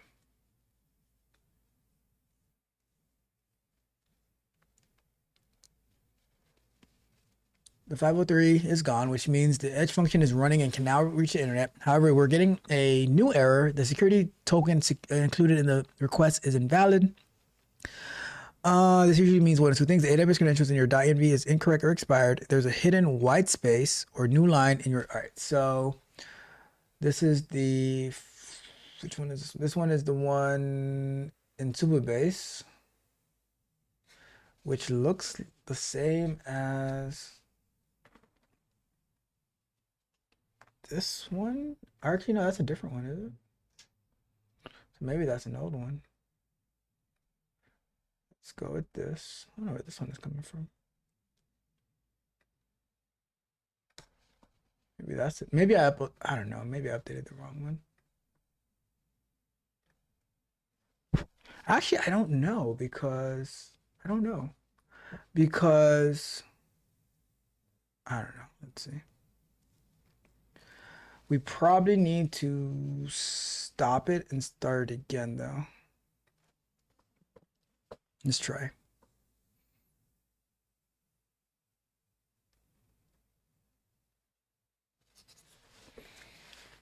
Okay, we're gonna do testing a new session to make sure that we're using the right credentials for AWS. We're gonna end up deleting them all anyways, but it is what it is. Let's stop it. Analyze, no. All right, so can you tell me which AWS key is being used?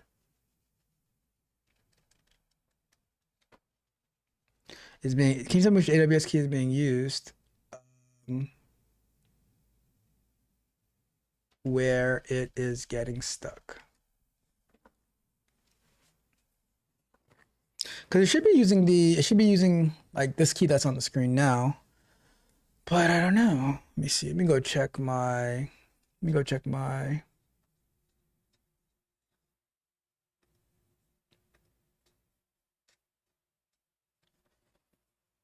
So this is the new one actually. So I don't know what the other one is using then. I have no idea where I got it from. As to verify AWS credentials and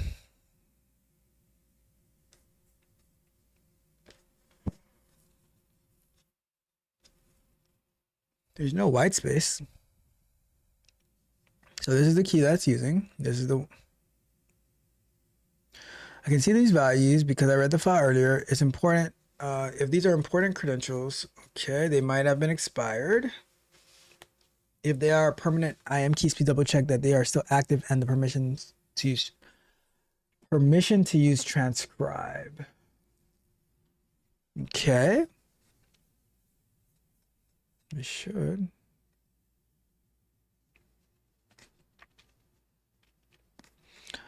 For any hidden spaces, I don't think there's any spaces here. Nope. Okay. Let me see. It's not well, okay, so how would I check? Transcribe.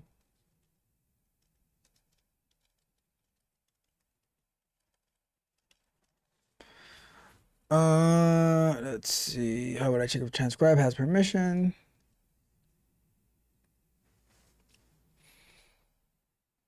Let's see.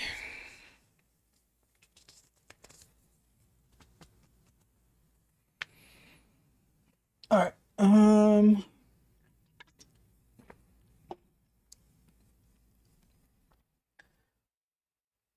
Did you generate the security credentials tab, or did you copy them? I'm gonna say they are from a permanent. I am user.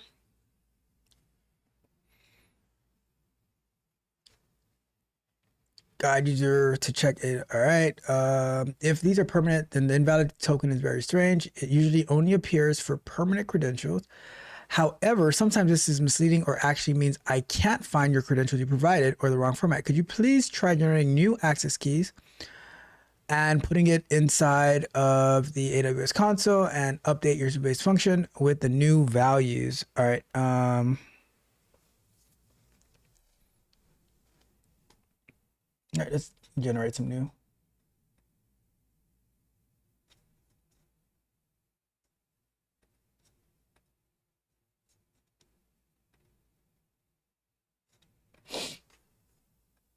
Okay. Create, copy that. Paste that in there, and I'm going to paste this in here. I don't know where it got those other credentials from though. I don't know where it got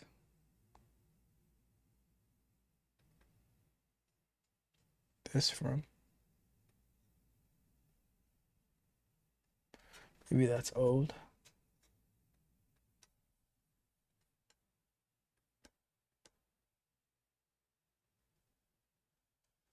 All right. Let's stop and run again.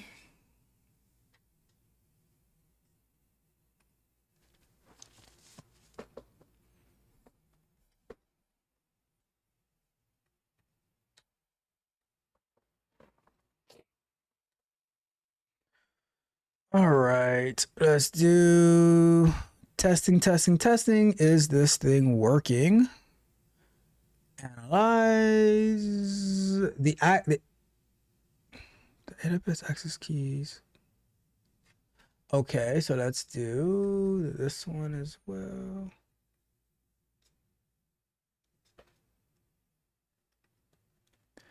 Why? So where are you getting these from? I don't know where you're getting that from.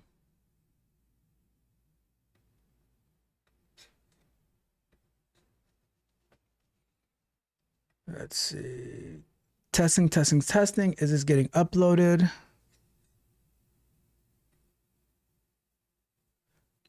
The access key you provided does not exist in our record. What? Oh, wait. So this one should go over here. This one should go here.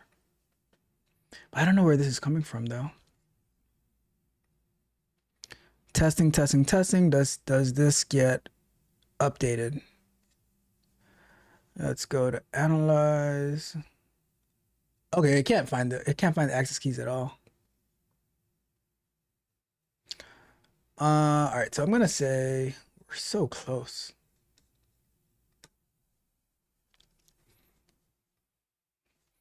Now I am getting this error after updating my keys. Oops, forgot to put the error, cancel. Ugh.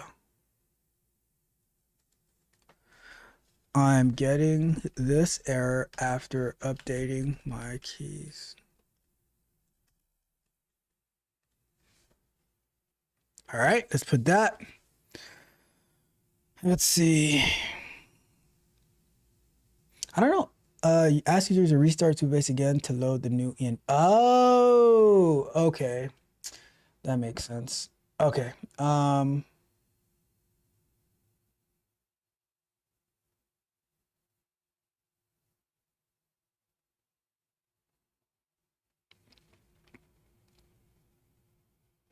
Please update the env file in your Flutter. I did. Then restart the Flutter app. Ah, okay. Hot restart might not be enough. So let me stop this. Let's do that. And then I'm probably gonna have to do a stop for the, all right. Test. Stop, analyze. No, it's not going through. Oh, wait a second. Let me copy this one.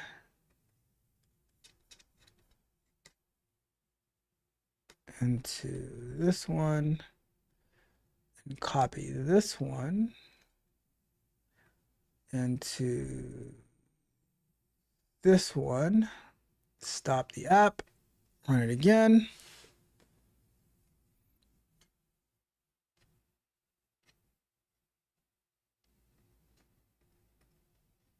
Did we fix the permission issue, the authentication issue? Analyze. Oh my God, we're so close. The AWS access key you provided does not exist. In error during transcription process, but it's not even uploading the file anymore. I don't even know where it was getting that. I don't even know where it was getting that access key from, to be honest.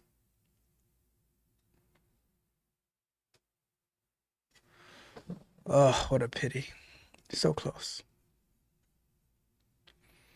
The AWS access key you provided. Can you tell me which access key Minio is trying to use?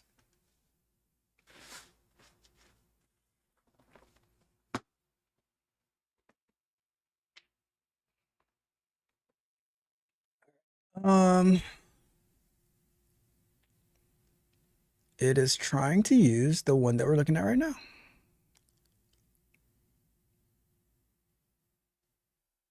Oh no, that's not the right one. Your Flutter app is still using the old access key. Since you generate new keys, the old ones are invalid. Please I did though. Lunch break. Lunch break. Let's stop it altogether. Let's run it again.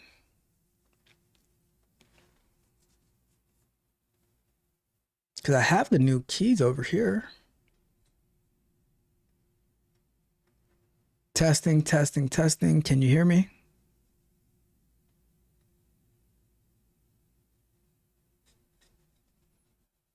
I've updated the app, got the same error.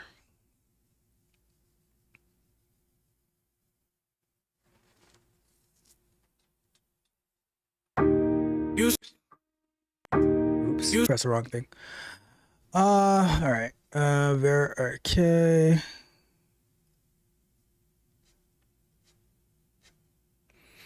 Let's see if we can at least get back to the file uploading to S3 before we get out of here. Everything looks correct. Pub spec, main Dart. Even if you restart the app, it might still use the old .env from cache. All right, so let's do Flutter. We're gonna do clear. All right, we're gonna do Flutter clean.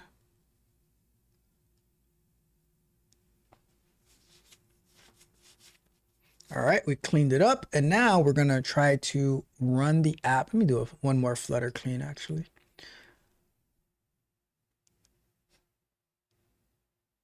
Okay, now we're gonna do another run.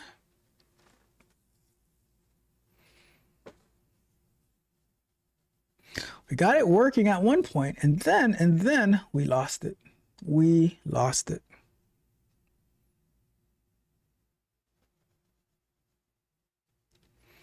Because we still need to, so we get the file uploading, but then we need to make sure that Amazon Transcribe can actually capture that file to do its transcription process. Are you being able to access the correct access keys now? No, that doesn't make any sense.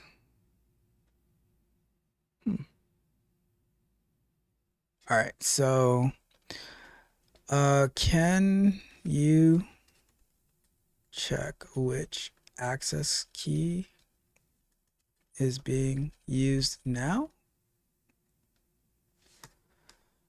Because it should be this one. Let me see.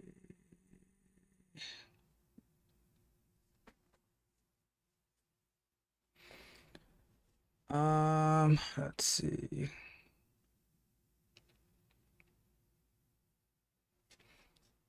All right, so it did I added a debug. Let me stop.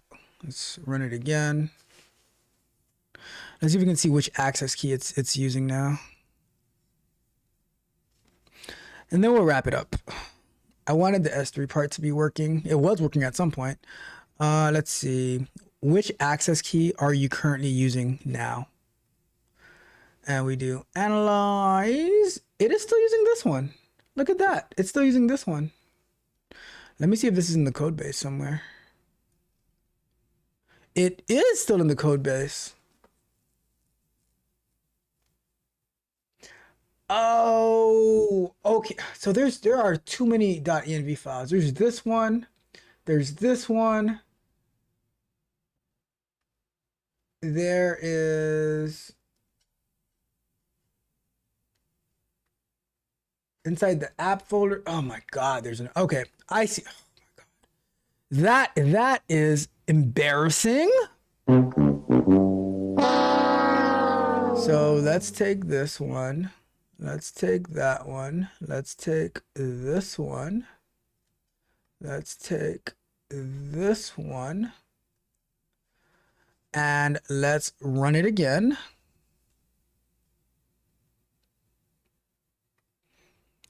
Are you able to upload to the correct S3 bucket as of now? And analyze. Let's go. Let's get it. But we're still getting the same error. So that means when we come back next week, I'm going to delete these credentials now. We're going to generate new credentials, add them, and then we're going to find out why we're going to get some more logs to see what is the error that we cannot. So it's invoking text-to-speech with this. Actually, no. Let's go and check something real quick. Let's go to clear logs. We got okay, so here are the logs. So let's just do this. Let's do this real quick, right?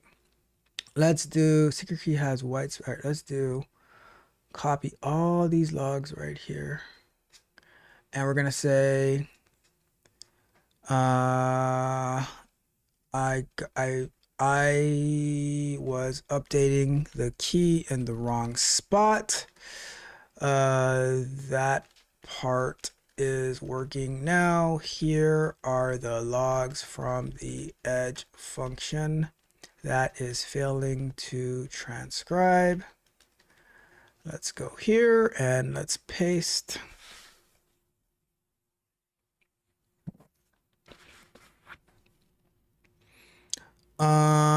Let's see here. It's still using the what? Even though you updated to local superbase instance to load these environments, only variables when it starts. Okay, so let's do this. Copy to input.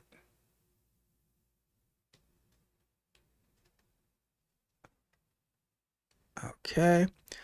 Gonna do this. And all right, so this is gonna be the very last thing that we do, right? We're gonna stop and start Supabase or npx Supabase. Hopefully it doesn't. It's probably gonna have to do that whole fail to start Docker container. Stopping containers. Fail to start. Try stopping. Let's do that.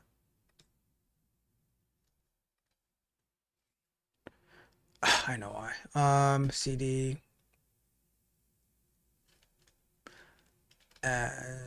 studio Ajax, and we're gonna go with speed precisely. And now we should be able to do this. There we go. Perfect. So we're stopping the database. We're gonna bring it back up. It should then get the new credentials for AWS, and then hopefully it's able to interact with, because the credentials. So when I started up Docker, it probably had the same credentials from last week that I switched today, and then I switched them again. So it definitely doesn't have the new credentials. So basically started. Let's go ahead and run the app again.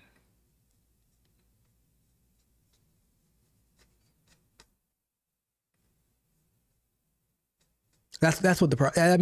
That makes a lot more sense now. That's what the problem was, because it was still using the credentials from last week and not from today. From either of the ones from today. So once this starts up, it is started. I guess it started. Let's go to start session. Are you using the latest credentials? Are you able to access Amazon Transcribe?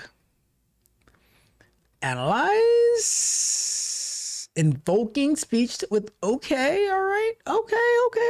Look at that. This time it is failed. Transcription job failed with status failed. Reason internal. All right. So let's take a look at before we get. So this is gonna be the very last thing for real. All right. Let's go to this one. Now we got, doesn't say why.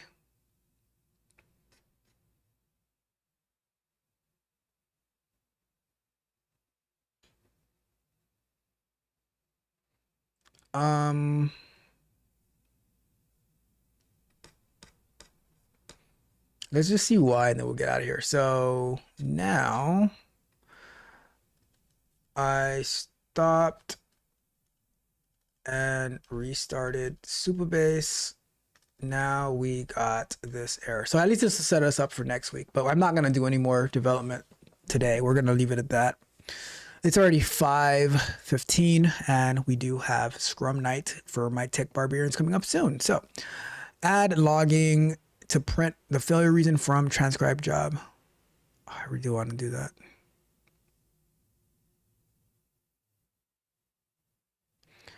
But we will not. We will just jump right into this next week. So the edge function now is running and success. However, the transcription job failed itself with the failing status. I have added for more detailed logging to capture the exact failure reason from AWS Transcribe. Please trigger the function one more time, record audio, and check the logs again. We are not. I'm gonna stand my ground because I really want to, but I'm not going to do it because I am going to practice. So, all right, let's do. I'm gonna practice self-control. I'm gonna end the show. I'm gonna end the show because if I do not, I'm gonna just keep doing this, and it will not be good. We will do this part next week. We're going to find out why Transcribe is rejecting the audio and the failure reason, and then we're going to fix it. So today we have successfully had our, I'm going to show you. We'll take a look at it real quick.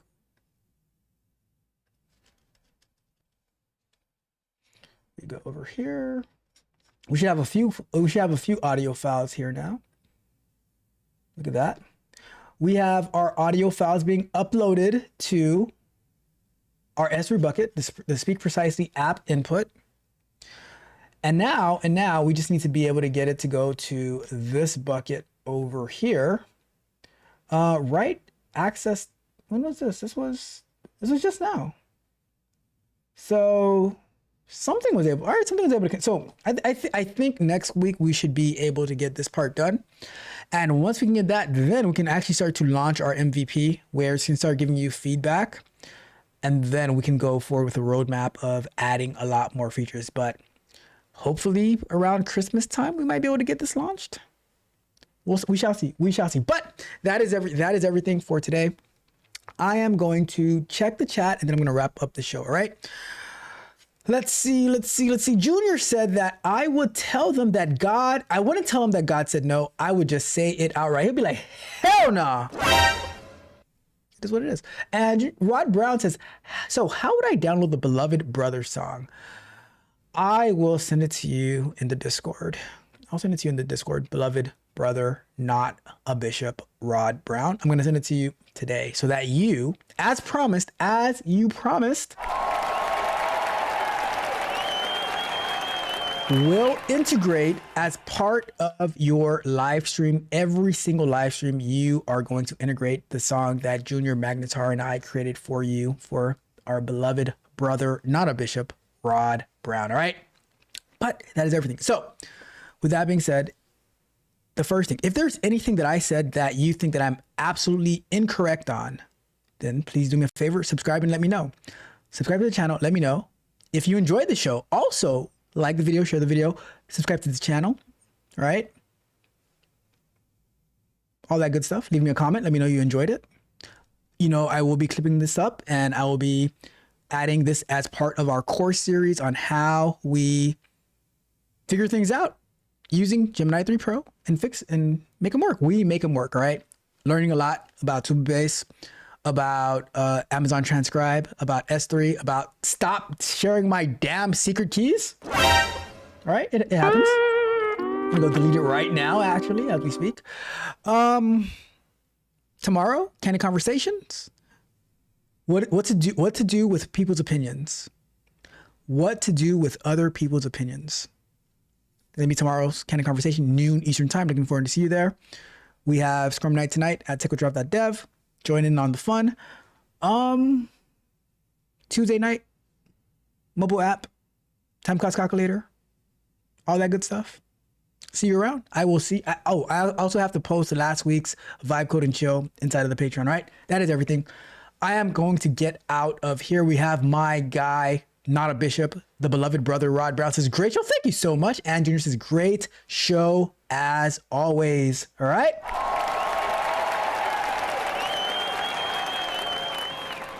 With that being said, Tech Coach Ralph, we are out. Spartans! What is your profession? They think the machine never break. Sometimes the battery hit red. I ain't stopping, I'm just rebooting. Why the bounce back? Go! Go! Eyes heavy like I'm lifting weight with my eyelid. Brain foggy, feeling like I'm stranded on an island. Coffee pot empty and the energy is silent. Fighting with the demons in my head, getting violent. Staring at the screen, but the progress isn't moving. Spinning on the wheels, tell me what am I proving? Body aching, bad breaking, losing all the grooving. Every single step feels like I'm just losing. Working 24, but the needle barely nudging. Feel like I'm a hammer, but the wall isn't budging. Burn on creepy, yeah, the shadow is a trudging. Doubters on the sideline, yeah, they always judging. Is it worth the stress? Is it worth the hypertension? Did I make the turn? Did I lose the dimension? Need a little break, need a little intervention. Before I crash out and I lose the retention. Man, I'm feeling fried, sucker to your sizzling. Vision getting blurry and the rain start drizzling. Also feeling heavy, motor vision and fizzling. Waiting for the steak, but I don't hear the sizzling. But I can't quit, now I can't to the flag. Even when I'm dragging and I'm feeling like a rag. Got too many gold packed inside the bag. Gotta push through even when I hit the lag. Just need a minute, just need to close the blinds. Disconnect the server, disconnect the lines. Lay the head down, let the body unwind. So I can wake up and get back on the grind. I'm burned out, but I ain't bowed out. No, just need a nap, then I'm back on the route. Hold the high for a second, shut the world out. Wake up a beat, scream and shout. I can let them see me lose, I can give them that. They waiting on the crumble, waiting on the splat. My drive is too big, yeah, I'm taking it back. It's a power nap, then I'm back on attack. They sitting in the stands with a popcorn cheeseburger, hoping I ain't steady. Wanna see the downfall, wanna see it messy. Wanna see me crash like a stolen Chevy. I see the side eyes, hear the whispers in the dark, waiting for the flame to extinguish the spark. They wanna see the dog loot a bite in the bark, but I'm a gray white swimming like a shark. If I quit now, man, they win the whole game. If I slow down, they gon' tarnish the name. Gotta feed the fire, gotta feed the flame. Satisfaction that they seek is a damn shame. I ain't gon' give it to them, never gon' fold. Story of my fair is a story never told. My desire to win is worth my goal. Bigger than the hate that they tryna hold. So I take a rest, yeah, I hit the pillow hard. Reboot the system, pull the ace from the car. Keep the haters locked out, stand in the yard, while I recharge the battery and lower down the guard. Just for an hour, let the new runs reset. Wake up cleaner than I ever been yet. Ready for the war, ready for the threat. Gonna make them pay every single little debt. They want me to crumble, they want me to crack, but I bounce back like a rubber on the track. Sleep is the weapon, get the mind intact. Then I hit the gas, never looking back. I'm burned out, but I ain't bowed out. No, just need a nap, then I'm back on the route. Close the eyes for a second, shut the world out. Wake up a beat, scream and shout. I can let them see me lose, I can give them that. They waiting on the crumble, waiting on the splat. My drive is too big, yeah, I'm taking it back. Just a power nap, then I'm back on attack. Okay, I'm up now, wipe the crust eye. Looking in the mirror, no more disguise. Demon on my shoulder, yeah, he finally died. Energy is peaking, reaching for the sky. Thought I was dumb and you must be crazy. Thought the burnout meant that I was getting lazy. Vision was blurry, now it ain't hazy. Pushing up Daisy, now I'm pushing Mercedes. Word didn't change, but the mind stayed with flip. Got a new Mac and I put in a clip. Haters looking sick, yeah, they starting to trip. Watching me instant while they sinking in the ship. Progress was slow, now I'm moving like speed. Planting whole forest when I planted the seed. Satisfy the want, satisfy the need. Made the competition turn around and bleed. I do this for the win, I don't do it for the likes. Coming up the mountain while you riding on trikes. Heading for the top, yeah, I'm planning the strikes. Running up the score, yeah, I'm racking up strikes. Turn to the engine, failure's not an option. Turning every obstacle into adoption of a new method, yeah, I'm swapping in, I'm copying. Only thinking is the records that I'm popping. Burner was a lie, it was just a little test. Put a head down, got a little bit of rest. Now I'm back stronger, pounding on the chest. Put me to the trial and I asked the question. Yeah, I'm wide awake now. You shouldn't have blinked.